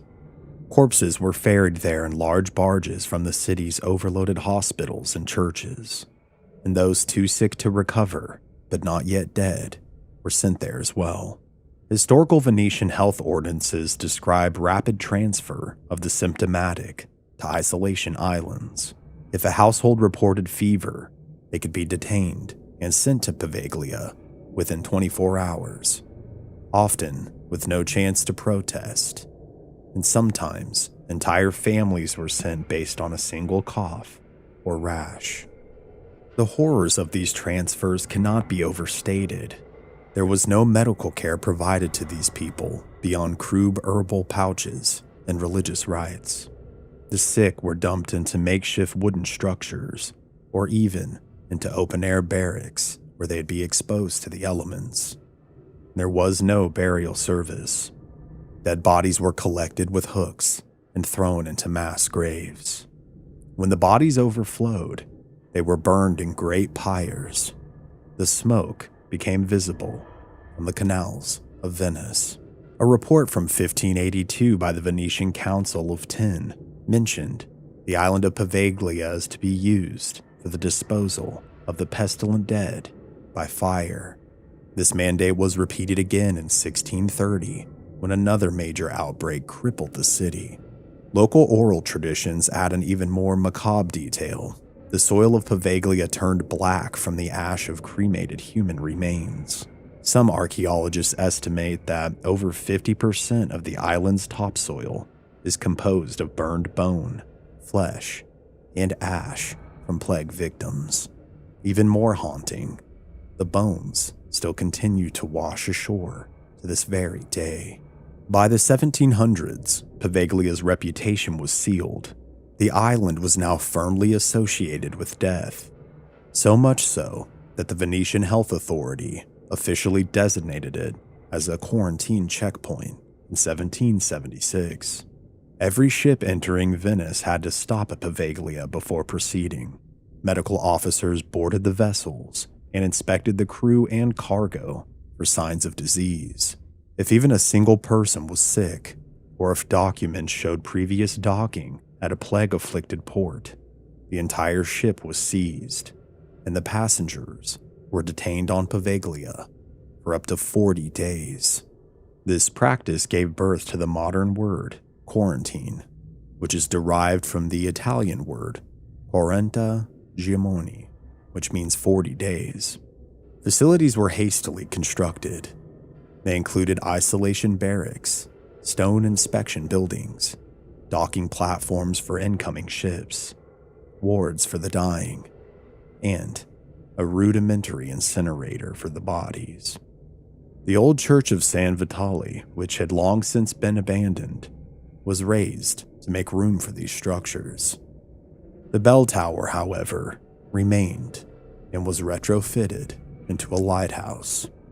For decades, Poveglia operated as a full quarantine colony. It became known among the Venetians as the Port or Gate of Hell. In 1797, Venice fell to Napoleon Bonaparte, and under French rule, the quarantine system was expanded. The new regime, more militarized and ruthless, used Poveglia for plague victims, military deserters, and prisoners with illness. The French not only burned the bodies, but they conducted mass burials using lime and sealed tombs. There are rumors that Napoleon also hid munitions on the island, using its isolation to store explosive stockpiles. One skirmish is said to have occurred near Poveglia in 1805, when enemy forces discovered the French weapons depot and tried to seize it. Though little documentation remains, multiple oral histories from Venice's lagoon communities recall cannon fire near Poveglia during this time, and even more deaths. By 1814, Napoleon's empire had fallen, and the Austrians retook control of Venice. The plague had all but disappeared due to vaccination and improved hygiene. The Lazaretto was shut down, but what remained on Poveglia was appalling. Fields of unmarked graves, collapsed buildings used to store plague bodies, furnaces black with soot and fat, and a heavy, choking atmosphere described in 19th century journals as oppressive and vile. This is an excerpt from a traveler's diary from around the year 1822. We passed an island shrouded in black vegetation and eerie silence. My guide called it the land of the damned. He would not speak its name. The air around it seemed to change, became denser, heavier, as if even the seagulls avoided its shore. How many people really perished on Poveglia? Estimates vary wildly, but conservative historians put the number between 80,000 and 100,000 plague victims over the centuries. Some Venetian records suggest it may be closer to 160,000, especially if one includes those dumped in plague years prior to official tracking. If accurate, that would make Poveglia one of the largest mass burial sites in all of Europe. And local lore seems to support this as well. Fishermen near the island have warned that those fishing should never cast nets near Poveglia, or else the dead will bite. Even today, bones turn up in sediment layers and storm surges. There are no headstones, no names, no prayers carved into marble, only charred fragments, crumbling walls, and a legend that was just beginning. After centuries of plague abandonment, Poveglia Island might have faded into quiet obscurity, an overgrown footnote in Venetian history. But in the late 20th century, the Italian state had very different plans. In an age obsessed with modernization and efficiency, the island would be reborn once again, not as a sanctuary, nor as a quarantine station, but as a dumping ground for the unwanted, the mentally ill of society. And with this rebirth came a fresh wave of suffering and whispers of something far worse. By the late 1800s and early 1900s, Italy, like much of Europe, was grappling with how to manage the growing population of the incurably ill, the insane, and the elderly. Mental institutions, or asylums, were expanding rapidly across the country. In 1922, the government of the newly unified Kingdom of Italy authorized the conversion of Poveglia's existing structures into a state-run psychiatric hospital. The logic seemed practical at the time. The island was already isolated, which reduced risk of patient escape or public disturbance. The old military and quarantine buildings could be quickly repurposed, and the surrounding waters made it easy to patrol and control movement. But from the beginning, the staff complained of strange things happening.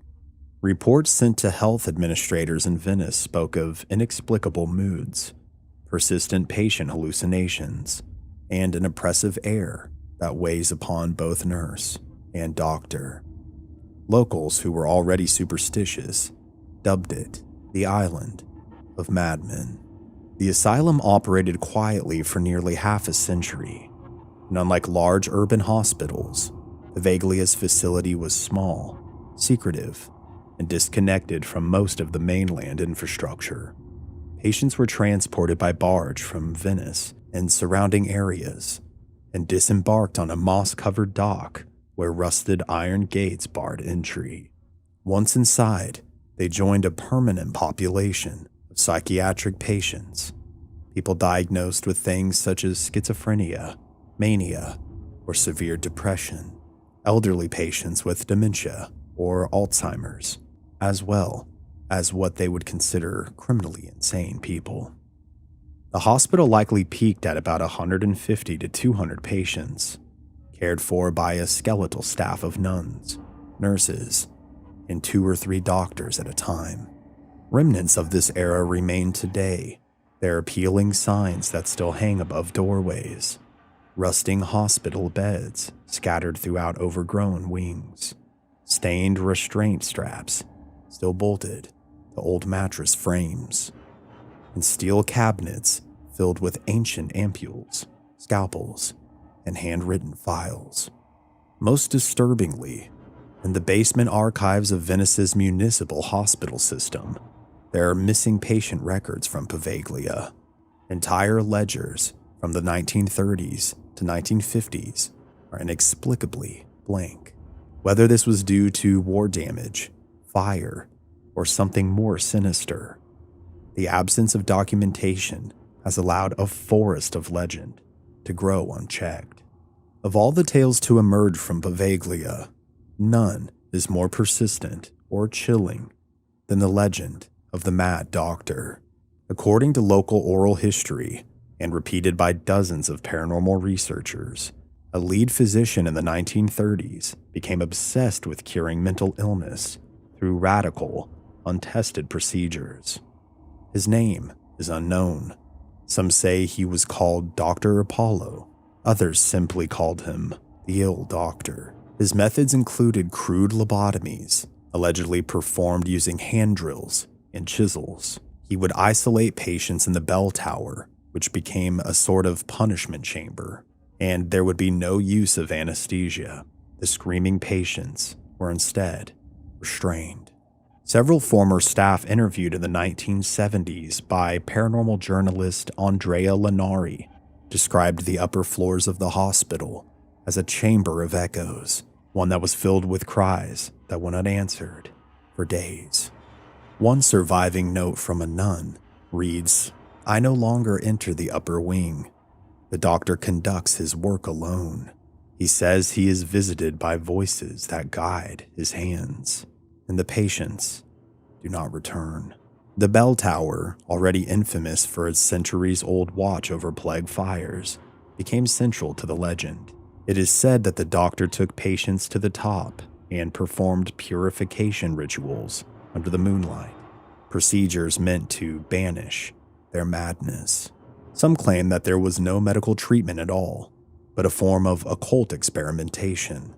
In recent years, the theory has emerged among demonology researchers that the doctor may have been attempting to contact something on the island, either the souls of plague victims or something far darker.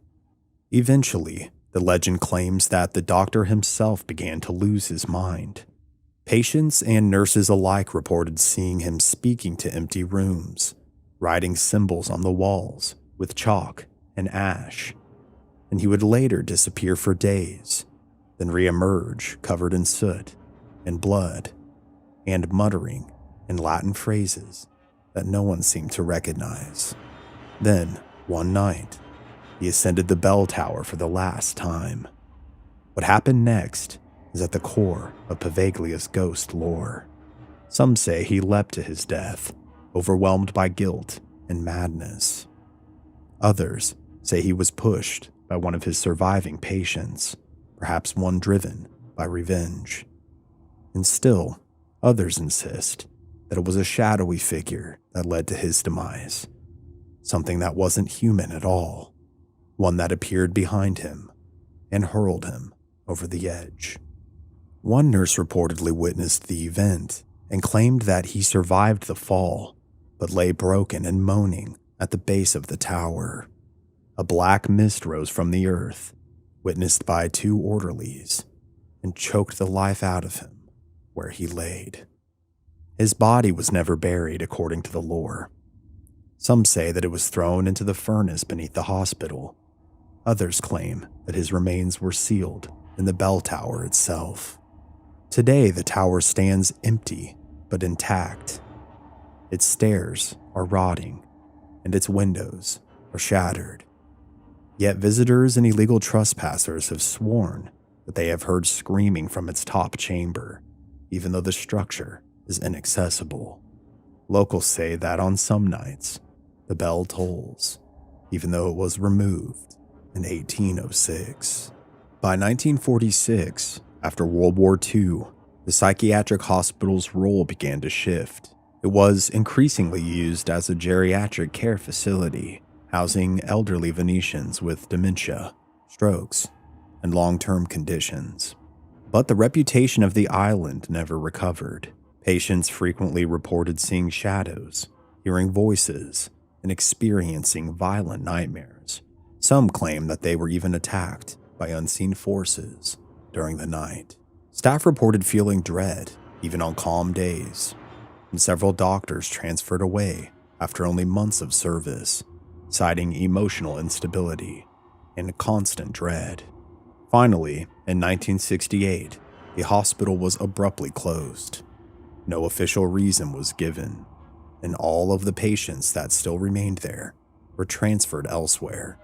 The generators were shut off, and the boats stopped coming. Poveglia was left once again to rot.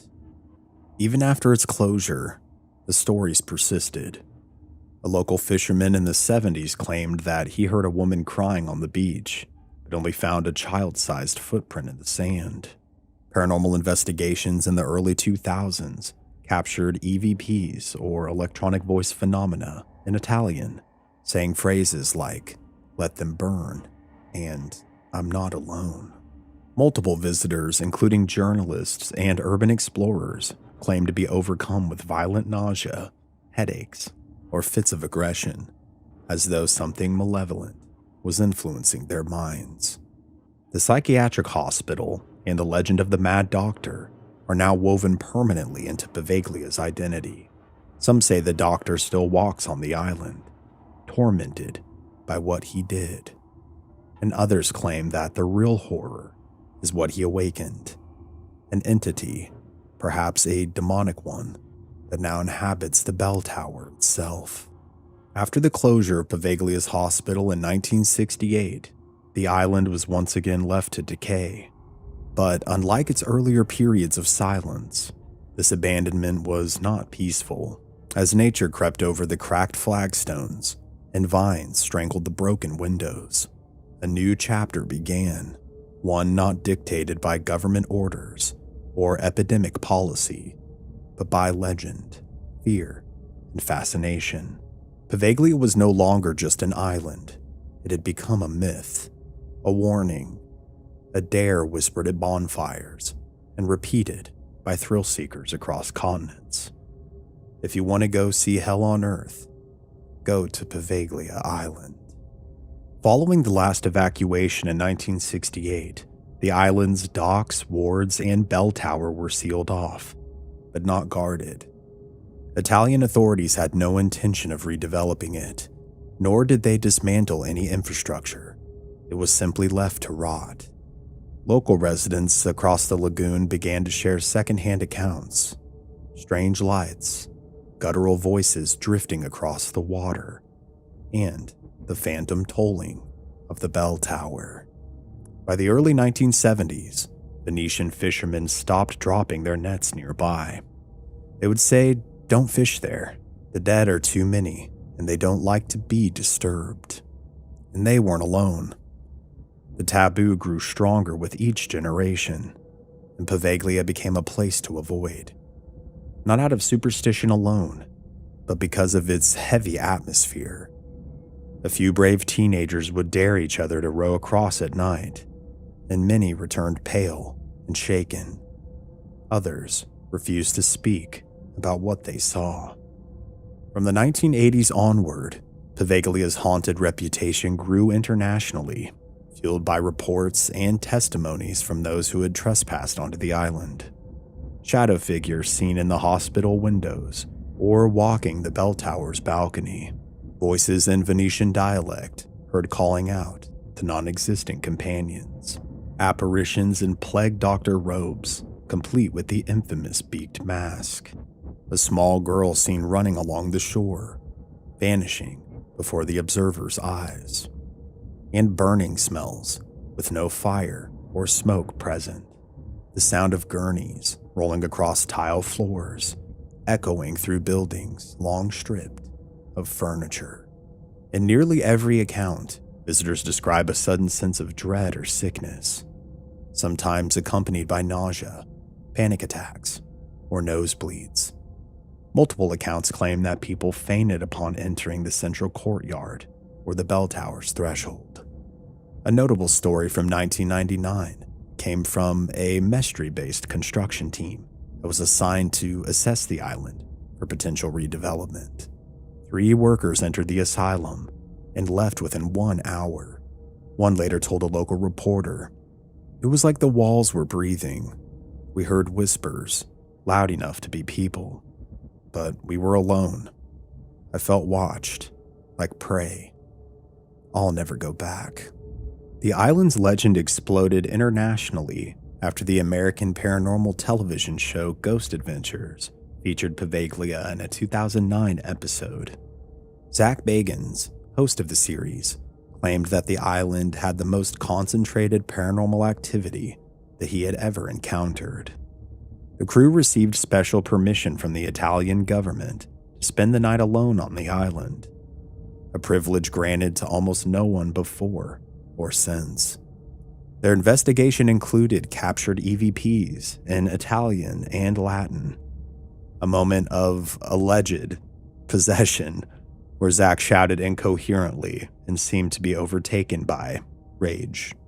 Unexplained loud bangs and voices, along with object movements, and a chair that was thrown across the room by an invisible force. The crew fled the island in panic by morning, and the episode became one of their most viewed and controversial to date. From then on, Poveglia was considered by many to be the most haunted island in the world. In 2014, the Italian government, strapped for cash amid economic crisis, began exploring ways to generate income from unused state property. Poveglia, long abandoned and costing maintenance fees, was listed for lease auction. The plan was to offer a 99-year lease to a private developer on the condition that they redevelop the island in a way that preserved historical structures. The starting bid was around 500,000 euros, or roughly 704,000 US dollars. A Venetian entrepreneur, Luigi Brugnaro, submitted the highest bid and won the rights. He proposed building a luxury hotel or wellness retreat, complete with spa and private docks. But outrage quickly followed. A local movement known as Poveglia for Everyone rose in protest, raising funds and public support to stop the privatization of the island. They demanded Poveglia be preserved as a historical and cultural site, not a playground for the elites. Their campaign gained traction, and as a result, the government canceled the lease. Ironically, Brugnaro would go on to become mayor of Venice, but officially renounced any claims to Poveglia, perhaps recognizing its controversial nature. And to this day, no private or public development has been approved. Today, Poveglia is closed to the public. It is illegal to set foot on the island without express government permission. The buildings are collapsing, riddled with rot, roots, and wildlife. Trees grow out of staircases, and ivy chokes the windows. Still, that doesn't stop trespassers. Urban explorers from Italy, Germany, and America have illegally boated in under the cover of darkness. Some leave shaken and silent, and others post blurry videos of shadowy figures, EMF readings, and disembodied cries on the internet. Here's what's been documented in recent years. Bones found near the old furnace exposed by storms. Apparitions allegedly captured in infrared and night vision cameras in the bell tower. Multiple audio anomalies, especially near the plague pits and psychiatric wards. EMF surges in rooms with no wiring. And visitors possessed or overcome with violence and confusion, particularly near the old surgical theater.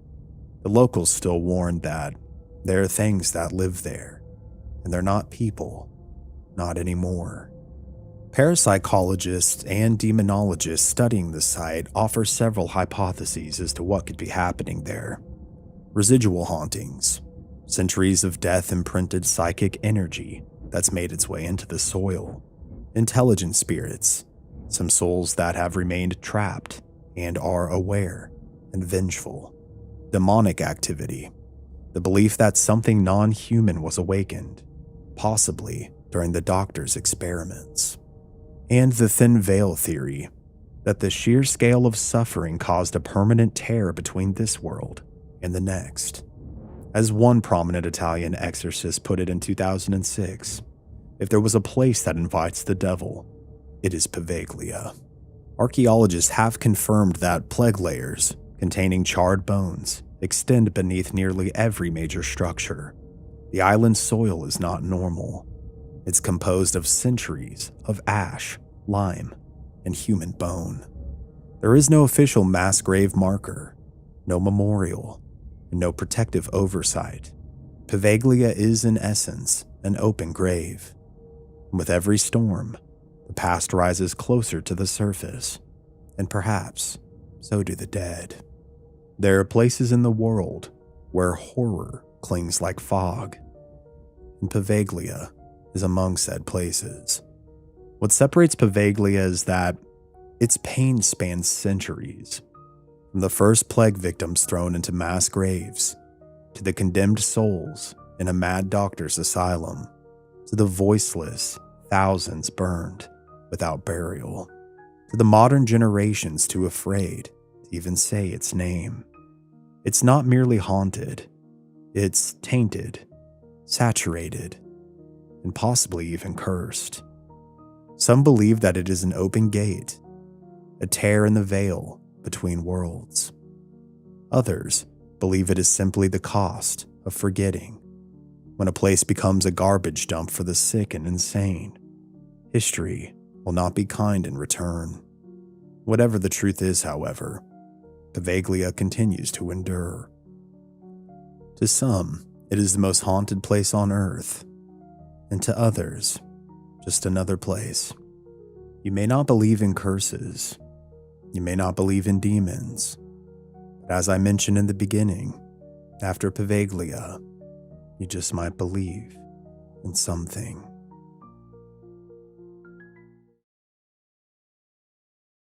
Behind the towering stone walls of Ohio's most infamous prison, the dead still serve their time. Welcome to the Ohio State Reformatory, a place where shadows crawl across cell block walls, where whispers echo from solitary confinement, and where the scent of roses signals a ghostly presence watching you from the dark. From violent deaths and demonic sightings to one of the most haunted places in America, this is no ordinary prison. This is Mansfield, and its inmates may be long gone, but they never truly left. In order to tell this story properly, we must first start at the very beginning with its history. The story of the Ohio State Reformatory begins amid the turmoil of the Civil War. In 1862, the site in Mansfield, Ohio, was Camp Mordecai Bartley, a training ground for Union soldiers. After the war, Mansfield leaders lobbied for a new state prison on that very field. In 1867, the city raised $10,000 to buy 30 acres, and the state added $20,000 more for another 150 more acres. This would become the Intermediate Penitentiary, envisioned as a halfway point between the Juvenile Reform School and the State Penitentiary, a place for young first-time offenders rather than hardened criminals. Construction officially commenced with a grand cornerstone ceremony on November 4th of 1886. A crowd of 15,000 gathered for a parade and speeches by dignitaries, including former President Rutherford B. Hayes. The prison's architect, Levi T. Schofield of Cleveland, took inspiration from German castles for a design that was at once intimidating. The imposing structure blended Victorian, Gothic, Richardsonian, Romanesque, and Queen Anne styles.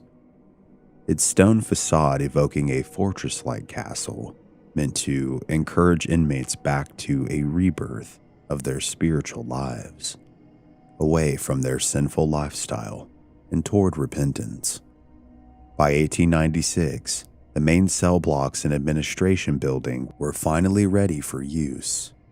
On September 15, 1896, the Ohio State Reformatory, or OSR, as it was renamed in 1891, opened its doors to the first 150 inmates who arrived by train from Columbus. Locals turned out to watch the procession of prisoners in striped uniforms, and the newcomers obligingly waved and cracked jokes as they marched to the train and then to their new cells. The prison was not even finished yet. Those first inmates were immediately put to work mixing concrete, digging the sewer lines, and erecting a 25-foot stone wall around the 15-acre complex. Construction of the sprawling facility would not be fully complete until 1910. Supervising architect F.F. Schnitzer, whose name is on the cornerstone, was honored in 1896 with the silver inkwell for overseeing the monumental project. When finally done, the Reformatory was one of the most expensive and striking prisons of its era, and it was considered to be one of the best in the country at the time it was built. Under its first wardens, the Ohio State Reformatory pursued an optimistic mission of rehabilitation. It accepted young men who had committed moderately serious crimes but were deemed salvageable, inmates too old for juvenile corrections, but more minor than those that sent others to the Ohio State Penitentiary. The institution truly aimed to reform rather than merely punish. And in practice, that meant a strict but progressive regimen. Inmates attended chapel for religious instruction, were given education in academic subjects, and learned trades like plumbing, engineering, or carpentry to prepare them for an honest living. Most men were sentenced to an indefinite 18-month term. If they demonstrated good behavior and self-improvement, they could be paroled after that period. If not, they were kept another 18 months for further reform. In the early years, this approach appeared successful. OSR reportedly boasted one of the lowest recidivism rates in the nation, as many first-timers left and took advantage of their second chances in life instead of reoffending. The prison's castle-like architecture, with its grand arched entry and light-filled corridors, was intended to inspire inmates rather than crush their spirits. For several decades, Ohio State Reformatory was held up as a model, a place that must not only penalize, but furnish the incentive for convicts to remake themselves into law-abiding citizens. But beneath this veneer of hope, however, discipline was strict, and the penalties for disobedience could be harsh. Solitary confinement, also known as the hole, awaited rule breakers. Inmates worked long hours in prison industries and on the prison's farm, and still, no major disturbances marred the early decades. There were even a few lighthearted moments. In 1921, two clever young inmates managed to run a counterfeiting ring inside OSR, printing fake $5 bills and slipping them to the guards to spend outside. They were caught by a suspicious superintendent and handed over to federal authorities upon release. Such stories aside, most prisoners did their time quietly and earned their release. By the late 1920s, however, two ominous trends were developing. The inmate population was rising, and a new class of more dangerous prisoners was appearing within OSR's walls. In April 1930, tragedy struck the Ohio State Penitentiary in Columbus. A horrific fire tore through that overcrowded penitentiary, killing 320 inmates trapped in their cells. The thought of being trapped and burning to death is an absolute nightmare scenario, in my opinion, and one of the worst ways one could go. It remains one of the worst prison disasters in U.S. history to date. In the aftermath, surviving convicts from Columbus had to be dispersed to other prisons. Many of those transferees were hardened, violent men, the worst of the worst, rapists, murderers, and lifers. An Ohio State Reformatory was forced to take in hundreds of them. This influx in 1930 to 31 utterly changed the character of the facility forever. The Serene Reform School for Wayward Youth now housed seasoned criminals, gangsters, and desperate repeat offenders. The population swelled well beyond the prison's design capacity, and conditions quickly deteriorated. Cells built for one now held 2, even 3 men in the bunks. Resources were strained, and tensions ran high. As one paranormal tour guide later observed of OSR's mid-century turn, men who were incarcerated here had terrible pasts and had a terrible time here. There was a lot of violence in the cell blocks. On November 2nd, 1926, just prior to the Columbus fire influx, a 72-year-old night watchman named Urban Wilford was posted at the West Gate when a recently paroled former inmate crept back into the prison. The ex-con, named Philip Orlick, had returned armed with a revolver, determined to break out a friend who was still inside. Wilford surprised Orlick during the attempted prison break and was fatally shot in the struggle. Orlick fled, but authorities captured him 2 months later. He died in the electric chair at the Ohio Penitentiary the following year. Wilford's killing sent a shock through the staff. It was a grim first for the Reformatory, and unfortunately, not the last.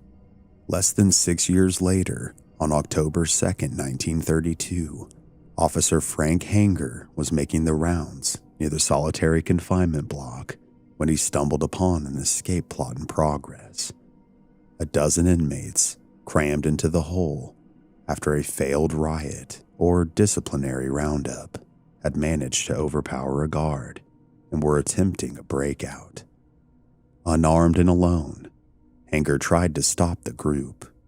The prisoners swarmed him, and one struck Hanger in the head with an iron bar, inflicting a mortal wound. The 48-year-old guard died as a result of his injuries. The escape attempt was squashed, and all 12 conspirators were brought under control. 2 ringleaders, Merrill Chandler and Chester Probosky, were convicted of Hanger's murder and were executed in the electric chair in 1935. To this day, some say the spirit of the guard still stalks the solitary ranges. Visitors on ghost tours claim an unseen presence sometimes jabs them with a nightstick in the darkness, as if a guard killed in solitary confinement back in 1932 were still doing his rounds. Such tales, though unverifiable, highlight the lasting shadows these violent episodes left on the prison, and more on that later. By 1933, inspectors and journalists were noting that Ohio State Reformatory had become dangerously overcrowded and unsanitary. Cells intended for one man now held 2 or even 3 inmates in double-decker and triple-decker bunks. Disease spread easily in the tight quarters, and inmates idled under lockdown for long hours due to staffing shortages, breeding frustration and conflict.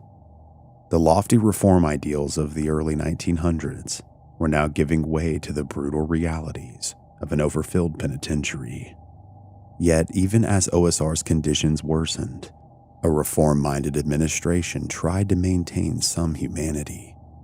From 1935 to 1959 was Arthur Lewis Glackey, a former Mansfield police officer and a politically connected appointee who surprisingly proved both principled and progressive. Warden Glackey was widely respected by staff and prisoners. He introduced small quality-of-life improvements. Famously, he installed a system to pipe in music so that radio tunes would echo down the cell blocks, easing the oppressive silence. Glackey's tenure stabilized the institution for a time, but even he could not prevent the next wave of bloodshed that arrived in the late 1940s. On a warm July night in 1948, 2 recently paroled OSR inmates unleashed one of the most shocking crime sprees in Ohio history. Robert Daniels, age 24, and John West, age 23, had met as cellmates at the Reformatory. Upon release, instead of going straight, they teamed up and armed themselves, later telling police that they felt abused by the prison and wanted revenge. On July 10, 1948, Daniels and West robbed and murdered a tavern owner in Columbus, then killed an elderly man the next day at a tourist camp. Flush with stolen guns and a getaway car, the pair then set their sights on Mansfield. In Daniels' own words, they drove to the Ohio State Reformatory intending to target a specific guard, one who had mistreated them, a man they called Red Harris. Failing to find Harris, the vengeful ex-prisoners turned their attention to another OSR employee, 50-year-old John Niebel, the farm superintendent who lived with his family on the Reformatory's honor farm just outside the main compound. In the early hours of July 21, 1948, West and Daniels knocked on the door of the Niebel farmhouse under the pretense of car trouble. When Superintendent Nebel answered, they pushed inside at gunpoint. They gathered Nebel's wife, Nolana, and a 20-year-old daughter, Phyllis, from upstairs and forced the terrified family into the criminal's car. As they drove the hostages out of town, Daniels cruelly ordered the family to strip off all of their clothes and throw them out the car windows, an act meant to degrade and prevent escape. Finally, on a secluded country road by a cornfield on Fleming Falls Road, the car stopped. In the pre-dawn darkness, Daniels marched John, Nolana, and Phyllis Nebel out into the high corn. He lined the parents and daughter up side by side, and one by one, shot each of them in the head with a stolen Mauser pistol.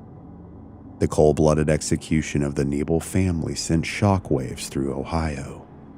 The Mad Dog Killers, as the press soon dubbed West and Daniels, fled the scene and continued their rampage. They hijacked a truck carrying new cars, murdering 2 more men in the process. A farmer in Tiffin and a truck driver from Michigan who refused to hand over his keys. A massive manhunt spanned the state, one of the largest in Ohio's history. In less than 2 weeks after the first murder, on July 23rd, the fugitives were spotted at a roadblock near Van Wert. In a final shootout, John West was killed by police gunfire, and Robert Daniels was captured alive.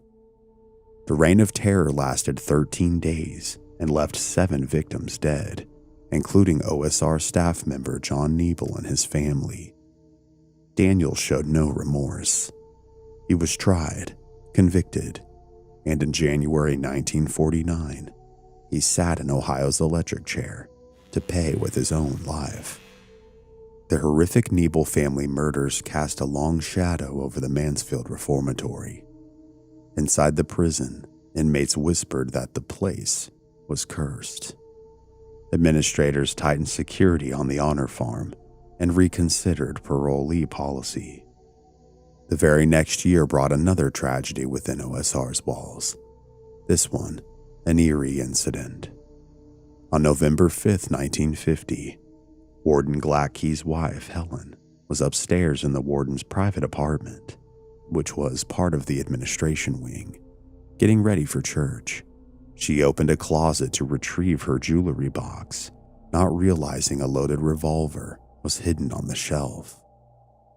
As Helen moved the box, the .32 caliber pistol slipped out and hit the floor, discharging a bullet.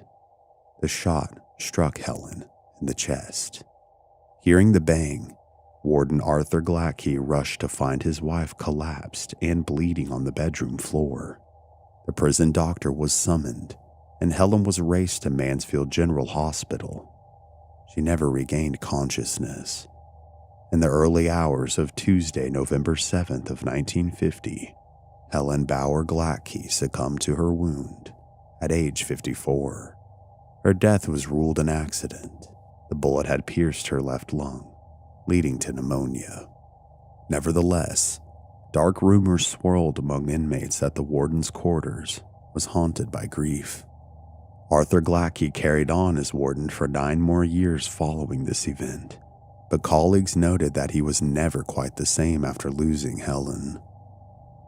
On February 10, 1959, Glackey himself died suddenly at the age of 62 of a massive heart attack in his office at the Reformatory. After nearly 25 years at the helm, the reformer warden's era was over, and with it, the last vestiges of the old idealism seemed to fade.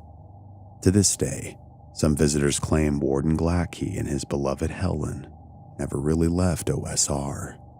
People touring the administration wing often report unexplained cold drafts or electronic devices inexplicably malfunctioning in the old living quarters.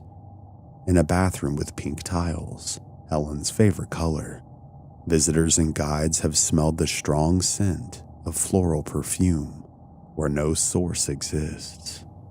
Several have even glimpsed the figure of a woman in that area, or in the former library, a lady in early 20th century dress who vanishes when approached.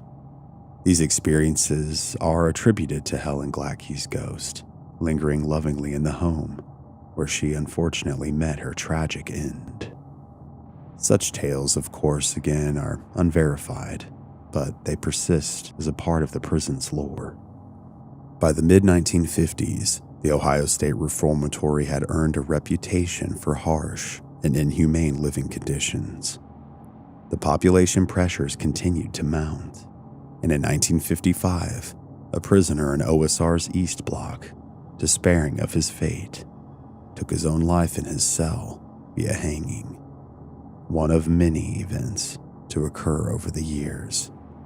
A few years later, another inmate committed a horrifying act of self-destruction. He doused himself in turpentine, likely stolen from the prison paint shop, and set himself on fire, dying in agony.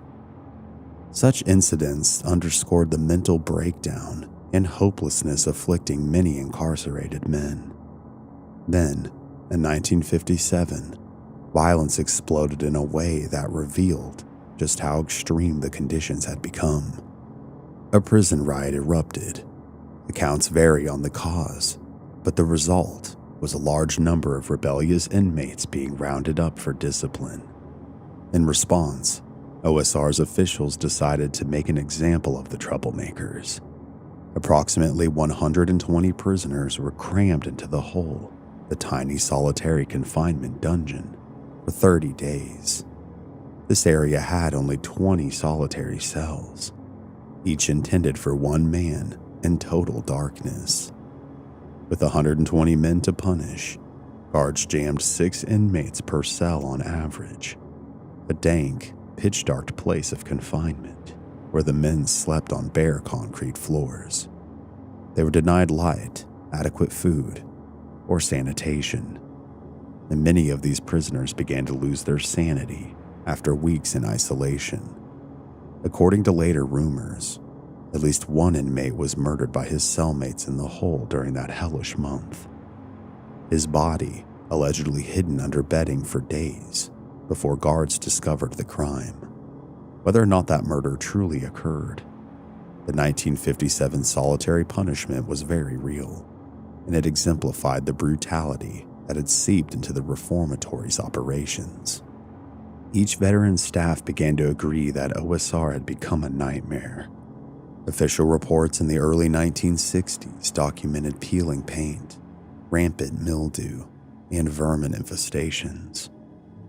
Overcrowding was so bad that at times single inmate cells held up to 6 men at a time during disciplinary crackdowns. A culture of violence pervaded the cell blocks. Inmates fashioned shanks and fought each other. Gangs preyed on the weak. Beatings and even rapes were not uncommon.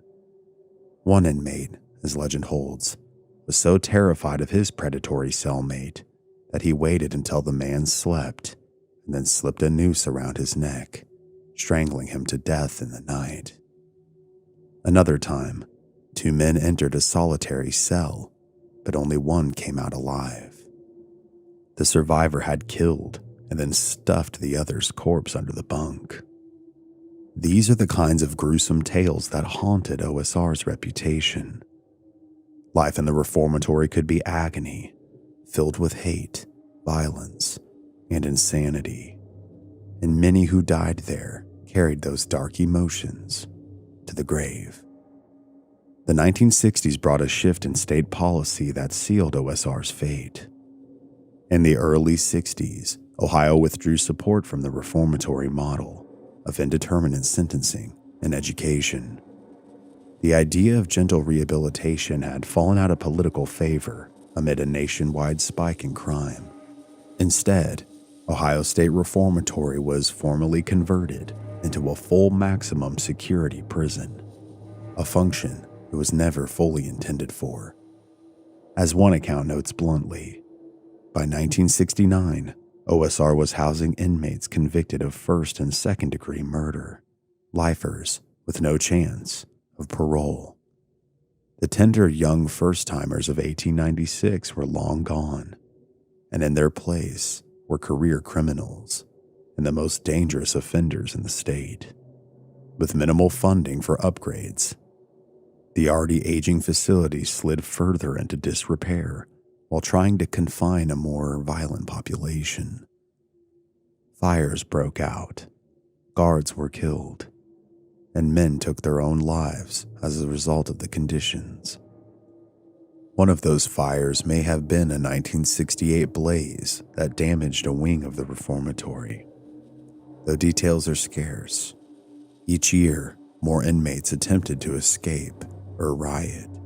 In 1971 alone, there were dozens of assaults on staff and several jailbreak attempts. It was as if the Grand Stone prison itself was rebelling against its purpose. This castle, built to uplift souls, had become a cauldron of despair. By the 1970s, public outrage over prison conditions were growing louder. The final push came from outside advocates, the Council for Human Dignity, a coalition of civic and religious groups, took up the inmates' cause.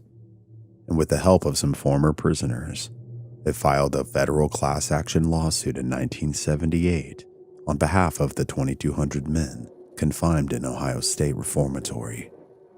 The suit alleged that being packed into brutalizing and inhumane conditions at OSR violated the prisoners' constitutional rights.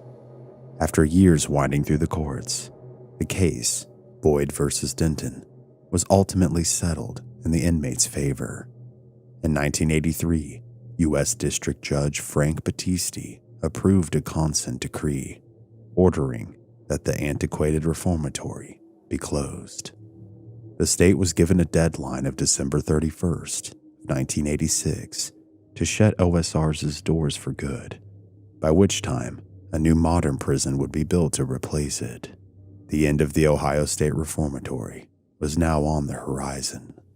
Despite the court order, bureaucratic delays and construction problems slowed the opening of the replacement prison, the Mansfield Correctional Institution, or MANSI. Thus, the old reformatory remained in operation past the 1986 deadline, forcing Judge Battisti to extend the closure date. For the inmates and guards who had endured a few extra years in OSR, it was a bitter extension of misery. Finally, in the summer of 1990, the last prisoners were moved out.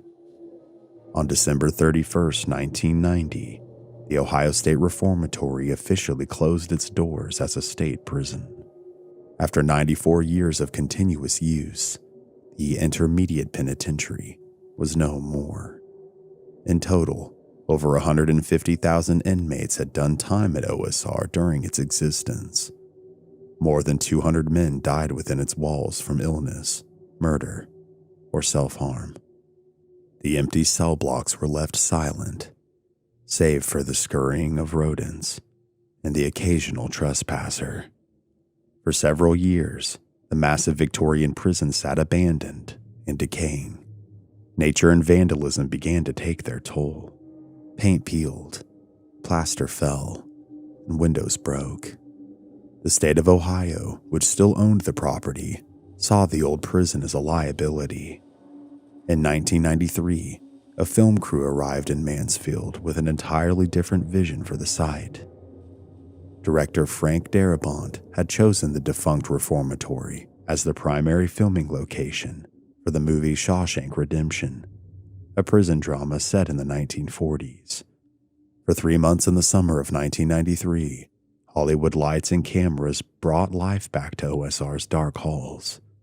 Once finished, the movie was released in 1994 and became a beloved classic and put the Mansfield Reformatory on the cultural map for millions who marveled at the Gothic architecture on film.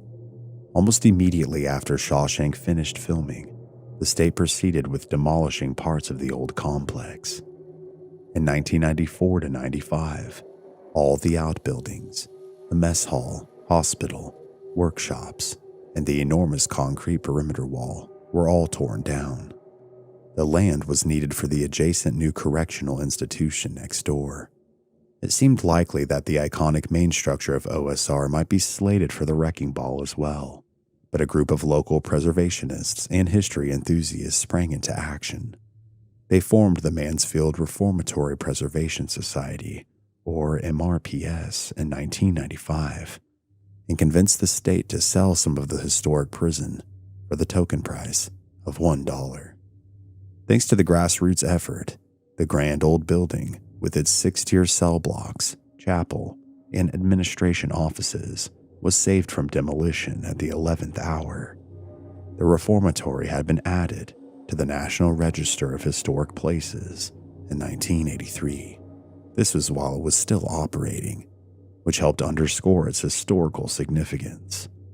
And now, under MRPS stewardship, plans began to stabilize to restore the crumbling facility. In the late 1990s, volunteers and contractors labored to clean out debris and make the reformatory safe for visitors. They patched roofs, removed asbestos, and rebuilt damaged sections. The warden's residence was fully restored to its 1950s appearance, and the central guard room between the east and west cell blocks was refurbished to its former grandeur. By the early 2000s, the Mansfield Reformatory Preservation Society had officially opened the site for guided tours. What began as small local history tours soon blossomed into a major tourist attraction. Today, more than 120,000 people visit annually, exploring the 250,000 square feet of prison space, from the rusting cell tiers to the very spooky basement. The reformatory houses multiple museums under its roof as well, filled with all sorts of artifacts from Ohio's prisons, as well as a Shawshank Redemption Museum, displaying props and set pieces from the movie. Meanwhile, the dramatic ambiance of OSR continued to draw filmmakers and even musicians. Even before Shawshank, 2 Hollywood productions had shot scenes at the active prison. Harry and Walter Go to New York in 1975. In the Kurt Russell Sylvester Stallone action movie Tango and Cash in 1989, both used the reformatory as a backdrop while it was still an operating prison. After Shawshank made the site famous, more productions followed. Harrison Ford's Air Force One in 1997 filmed its opening Russian prison break sequence at OSR in 1996. Music artists also found inspiration there. Rock band Godsmack shot their video for their song Awake in the dark cell blocks in 2000, and rapper Lil Wayne filmed parts of his Go DJ video inside the prison's stone corridors. Through the tourism and Hollywood interest, the once moldering prison had thus found a new life as a vibrant museum and cultural venue. However, the echoes of the past were just around the corner. A place as old and blood-stained as the Ohio State Reformatory naturally attracts ghost stories. With over 100 years of anguish and death concentrated in one structure, OSR has earned a reputation as one of America's most haunted sites. Even during the prison's operation, rumors circulated among the inmates of something otherworldly lurking in the cell blocks. Prisoners reported being woken up at night by unseen hands grabbing at them in the dark, or by the clanking of phantom chains and keys when the guards on duty were stationary. Men would whisper about strange moaning sounds in empty cells and corridors. Some were so frightened they barely slept. As one modern article wrote, complaints were recorded of invisible hands, along with unsettling noises keeping them awake. And in those days, guards too occasionally admitted to feeling that they weren't alone on the tiers during late-night watches. These accounts were usually kept quiet. Hardened convicts and stoic officers rarely wanted to admit fear, but they laid the groundwork for OSR's ghostly lore. After the prison closed and tour guides began leading nightly ghost hunts, the trickle of stories became a flood. paranormal investigators flock to Mansfield to test their courage in the infamous cell blocks and solitary cells. The Reformatory has since been featured on countless ghost hunting TV shows, Ghost Adventures, Sci-Fi's Ghost Hunters, and many, many others have all filmed episodes inside OSR. These investigators and thousands of amateur visitors consistently report similarly eerie phenomena. Common experiences include disembodied footsteps echoing down cell ranges that are completely empty, sudden pockets of frigid air on hot summer days, and shadowy human figures fleeting at the edges of one's vision. Audible voices are frequently captured on recorders, sometimes faint whispers, and other times blood-curdling screams or growls that have no logical source.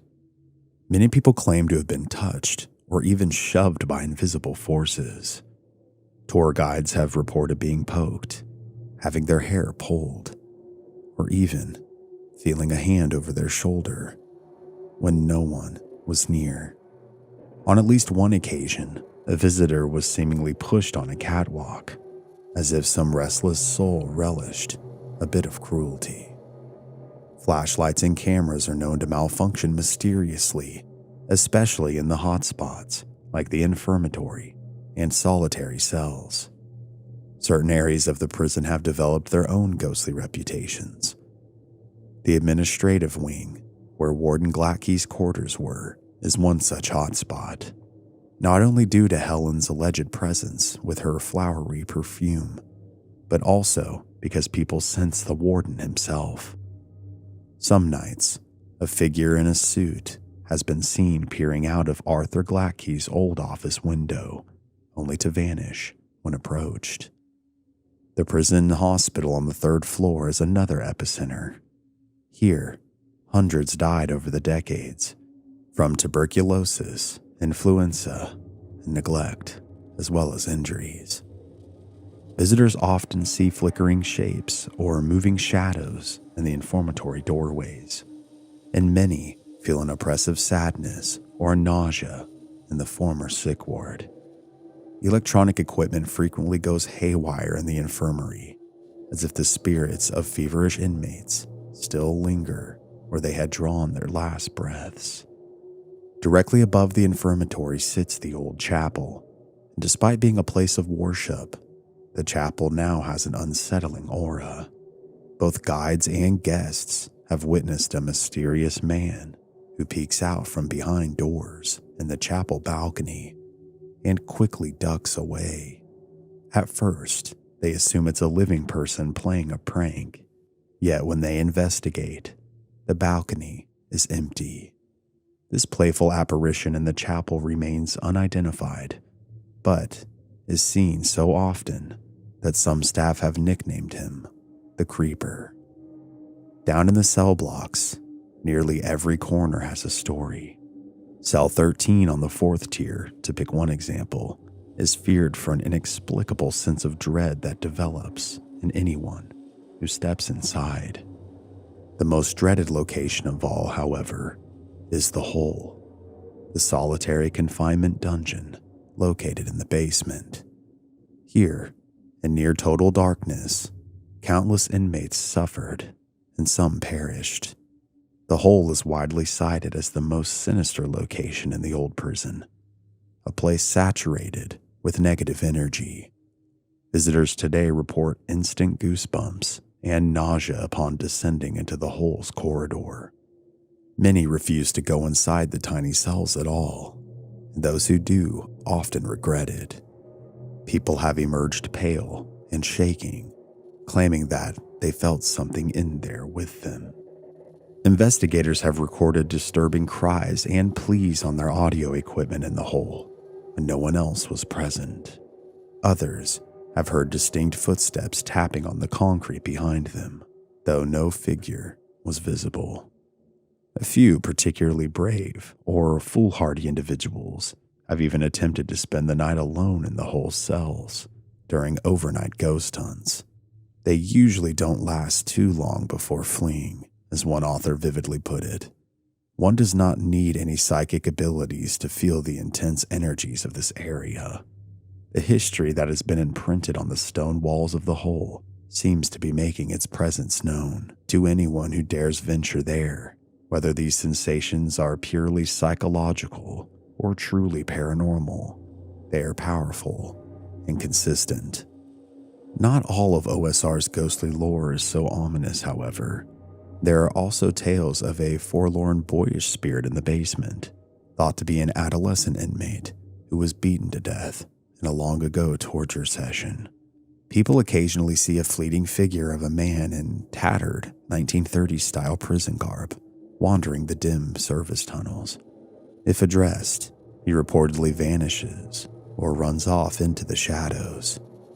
In one anecdote, a guide sitting alone in an empty cell block heard the distant chiming of church bells, a peculiar sound inside of a stone prison. Moments later, he smelled the distinct odor of a campfire, even though nothing was burning.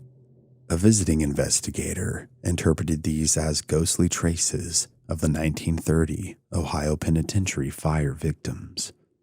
He said, "You know how your clothes smell after sitting around a campfire?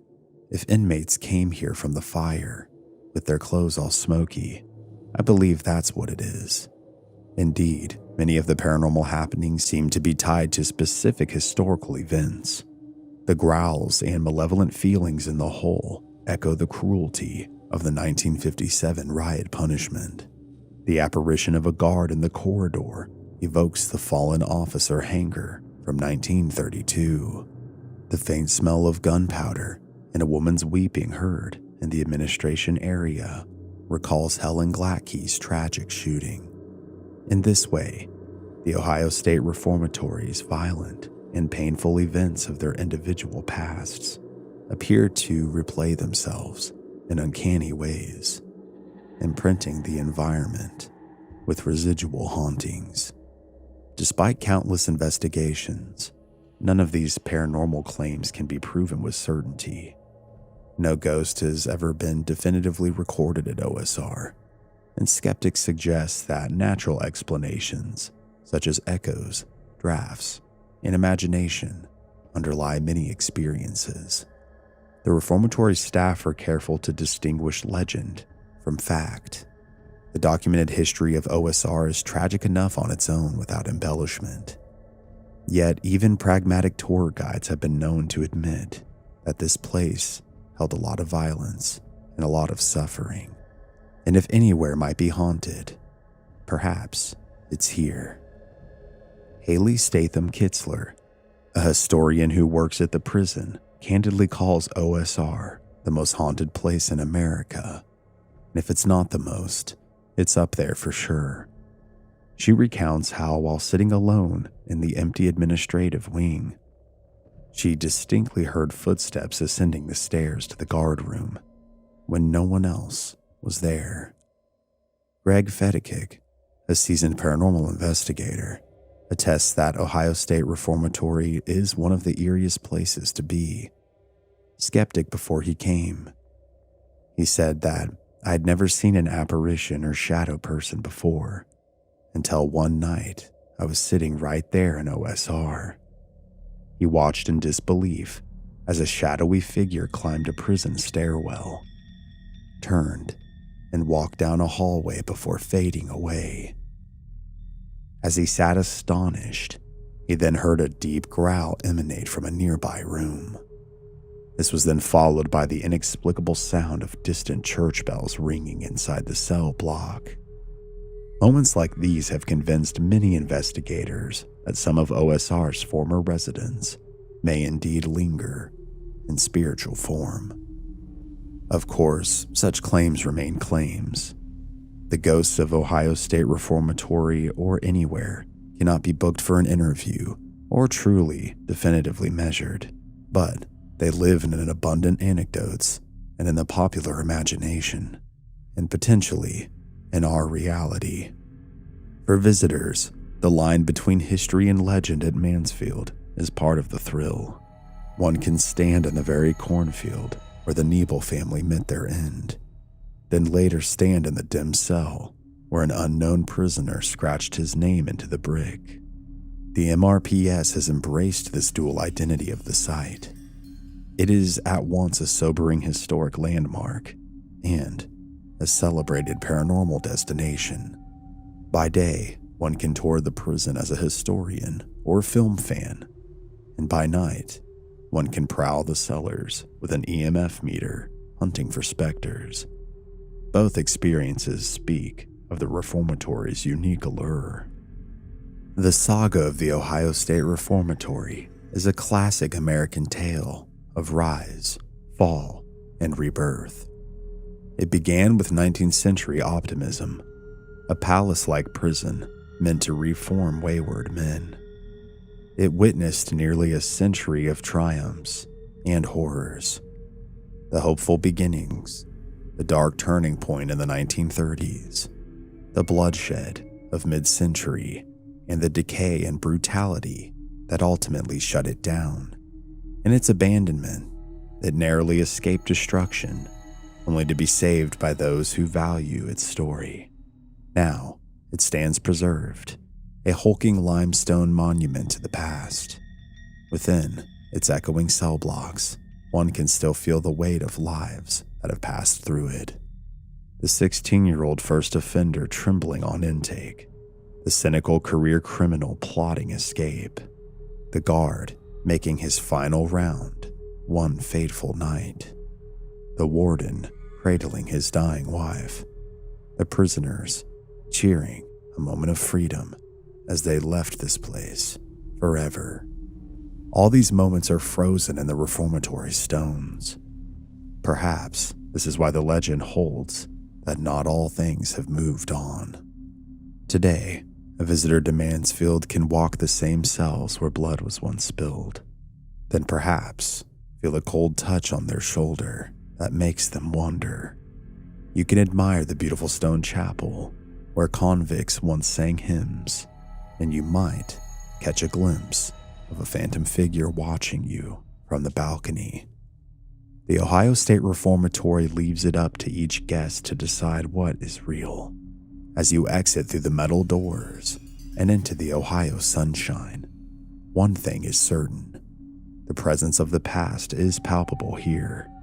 The grand old prison on Reformatory Road stands as both a historical time capsule and, as many believe, a spiritual lockup where no soul is getting out. Its story continues to captivate, a chronicle of darkness and redemption written in brick, iron, and perhaps in echoes from beyond the grave.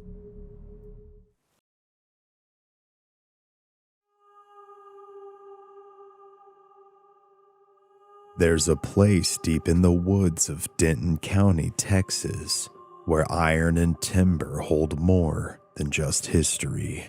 They hold secrets. A place where time seems to pause.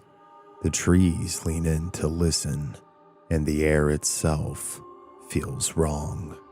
This is Old Alton Bridge, better known by the name that chills to the bone, Goatman's Bridge. A place where history, folklore, and true terror collide. Tonight, I'll walk you through its haunted past, the horrifying legend at its center, and the disturbing accounts of those who dared to tempt fate. If you think you know the story, think again, because the Goatman is more than just a tale. He's a warning. Our story begins long before the legend ever took shape. In 1884, Old Alton Bridge was constructed as a one-lane iron truss bridge spanning Hickory Creek in Denton County. Designed by the King Iron Bridge Manufacturing Company, it connected the city of Denton with the now abandoned town of Alton. Alton, once a county seat in the mid-1800s, faded into obscurity after just a few years. It was a short-lived frontier town that saw the rise and fall of local politics before vanishing. All that remains today are a cemetery, some scattered historical records, and this rusting monument to a forgotten era. The bridge was once a critical connection between Denton and other communities, supporting wagon and later automobile traffic. It was narrow, too narrow for two cars to cross simultaneously, so drivers were instructed to honk their horns before entering. This quirk would later evolve into part of the ritual, honking, knocking, and calling out for something unseen. By the 1990s, the bridge showed its age. A modern concrete bridge was built nearby, rerouting traffic and sealing the fate of Old Alton Bridge. It was closed to vehicles in 2001 and preserved as a pedestrian crossing, serving as a historical landmark and a quiet footpath for nature enthusiasts. But as the road grew still, something ancient stirred beneath the iron. Whispers, sightings, and stories began to spread, louder, darker, and more frequent. Something was waiting. The story that gave the bridge its infamous nickname begins with tragedy and hate. According to local legend, in the 1930s, an African-American goat farmer named Oscar Washburn lived near the bridge. He was known for the quality of his livestock, his products, and the integrity of his business. Proud of his work, he posted a wooden sign on the bridge that read, "This way to the Goatman." But success in that time, in that place, came with danger. Washburn's prosperity and defiance of social norms drew the attention of local alleged members of the Ku Klux Klan. One summer night, they crossed the bridge without headlights, stalked the area, and then stormed his home. Although Washburn fought back as hard as he could, he was outnumbered. They dragged him to the bridge, tied a noose around his neck, and threw him over the side. Expecting a series of struggled gasps, they instead heard nothing. When they looked over the edge, Washburn was nowhere to be found.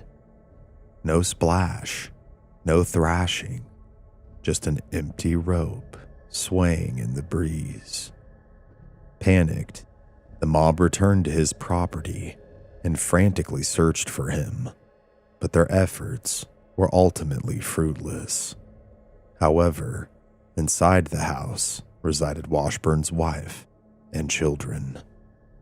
Unable to carry out their original mission, they instead turned their hateful energy towards his family.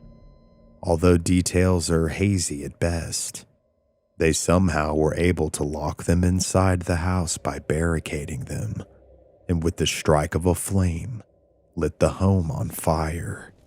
Within minutes, Washburn's family's screams were extinguished as the home burnt to embers. The once proud farmer, Oscar Washburn, was never seen again. However, something else, something unearthly, seemed to take his place. Witnesses soon began to report a terrifying creature lurking near the bridge. A being with the body of a man and the head of a goat, eyes glowing red, hooved feet stomping across the bridge in the dead of night. They said he was a spirit of vengeance, a soul wronged by evil, returned to punish the wicked. But not everyone agrees on the origin. Another story stretches even further back to the 1860s. During the chaos of the Civil War, a man named Jack Kendall, possibly at that time a freedman, was lynched by a group of outlaws. Upon the gruesome act, the ropes severed his head, which plunged into the waters below. Moments later, the body rose, resurrected by dark forces. Kendall, or what became of him rather, then searched and found a suitable replacement for his head. He found, severed, and then placed the head of a goat upon his neck.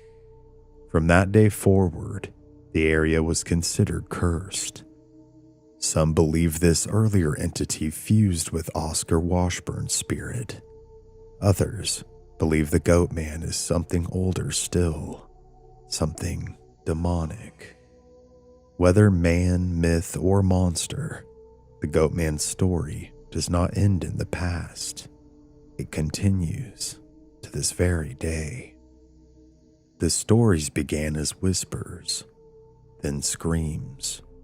Teenagers dared each other to visit at midnight. Couples parked nearby, only to flee in terror. Paranormal investigators brought their cameras, their meters, their courage, and still, they too ran. Some report seeing a tall, muscular figure covered in dark fur with long, twisted horns. Others described glowing red eyes staring from the tree line.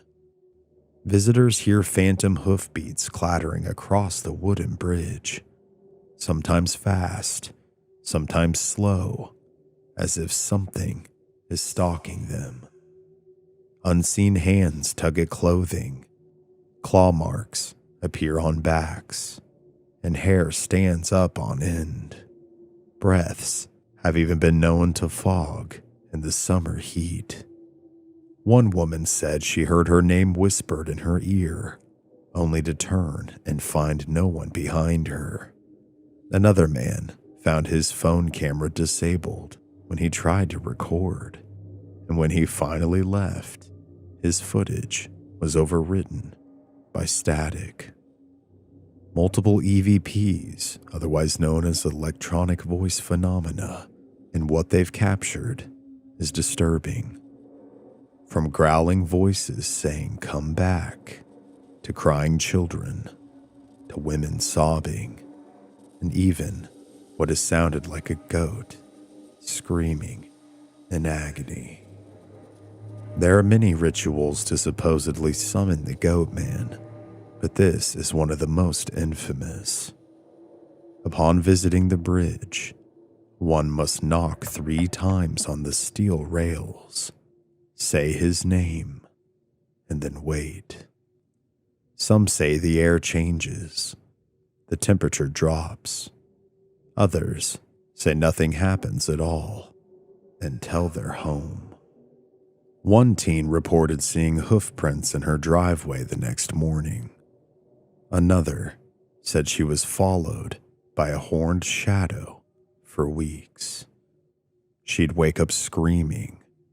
Scratches also appeared on her arms. Paranormal teams have experienced battery drains, unexplained interference, and equipment malfunctions. Some refuse to return after what they saw. There is another entity that has been seen at the bridge as well. Certainly, at this point, a lesser-known figure. The woman in white, as she is called, is a translucent figure that is sometimes seen crying beside the bridge. Some say that she's Washburn's wife, still searching for her lost children for all of eternity. When approached, she disappears, or worse, she screams in your face. And then there are the missing, visitors who have vanished. Cars have been found empty there, phones that have been left recording, but with no sign of their owners, and footprints that stop in the middle of the bridge. Whether Goatman, or a ghost. Something lurks there, and this something does not want to be disturbed. While the legend terrifies, real events near the bridge have raised deeper concerns. In 2018, a 17-year-old named Lermont Stowers Jones was found dead near the bridge. The official ruling was accidental drowning, but many in the community weren't exactly convinced. The case drew media attention, with some pointing to the bridge's history of violence. In 2023, another man, Alan Wilson, was found shot to death in the gravel lot near the bridge.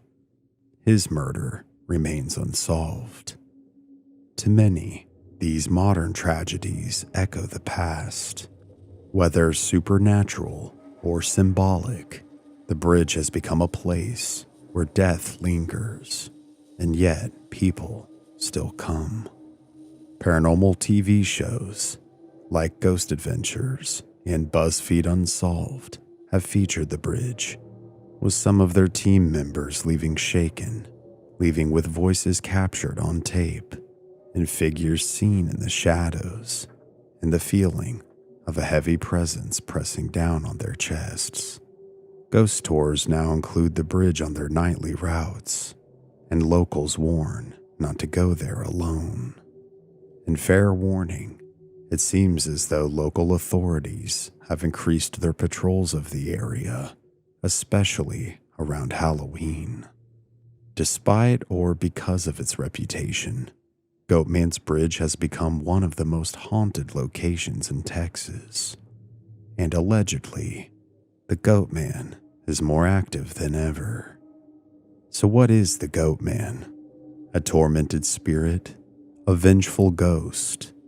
A demon summoned by occult rituals? Some believe that it could be a tulpa, or a manifestation of belief itself, shaped by decades of fear and storytelling.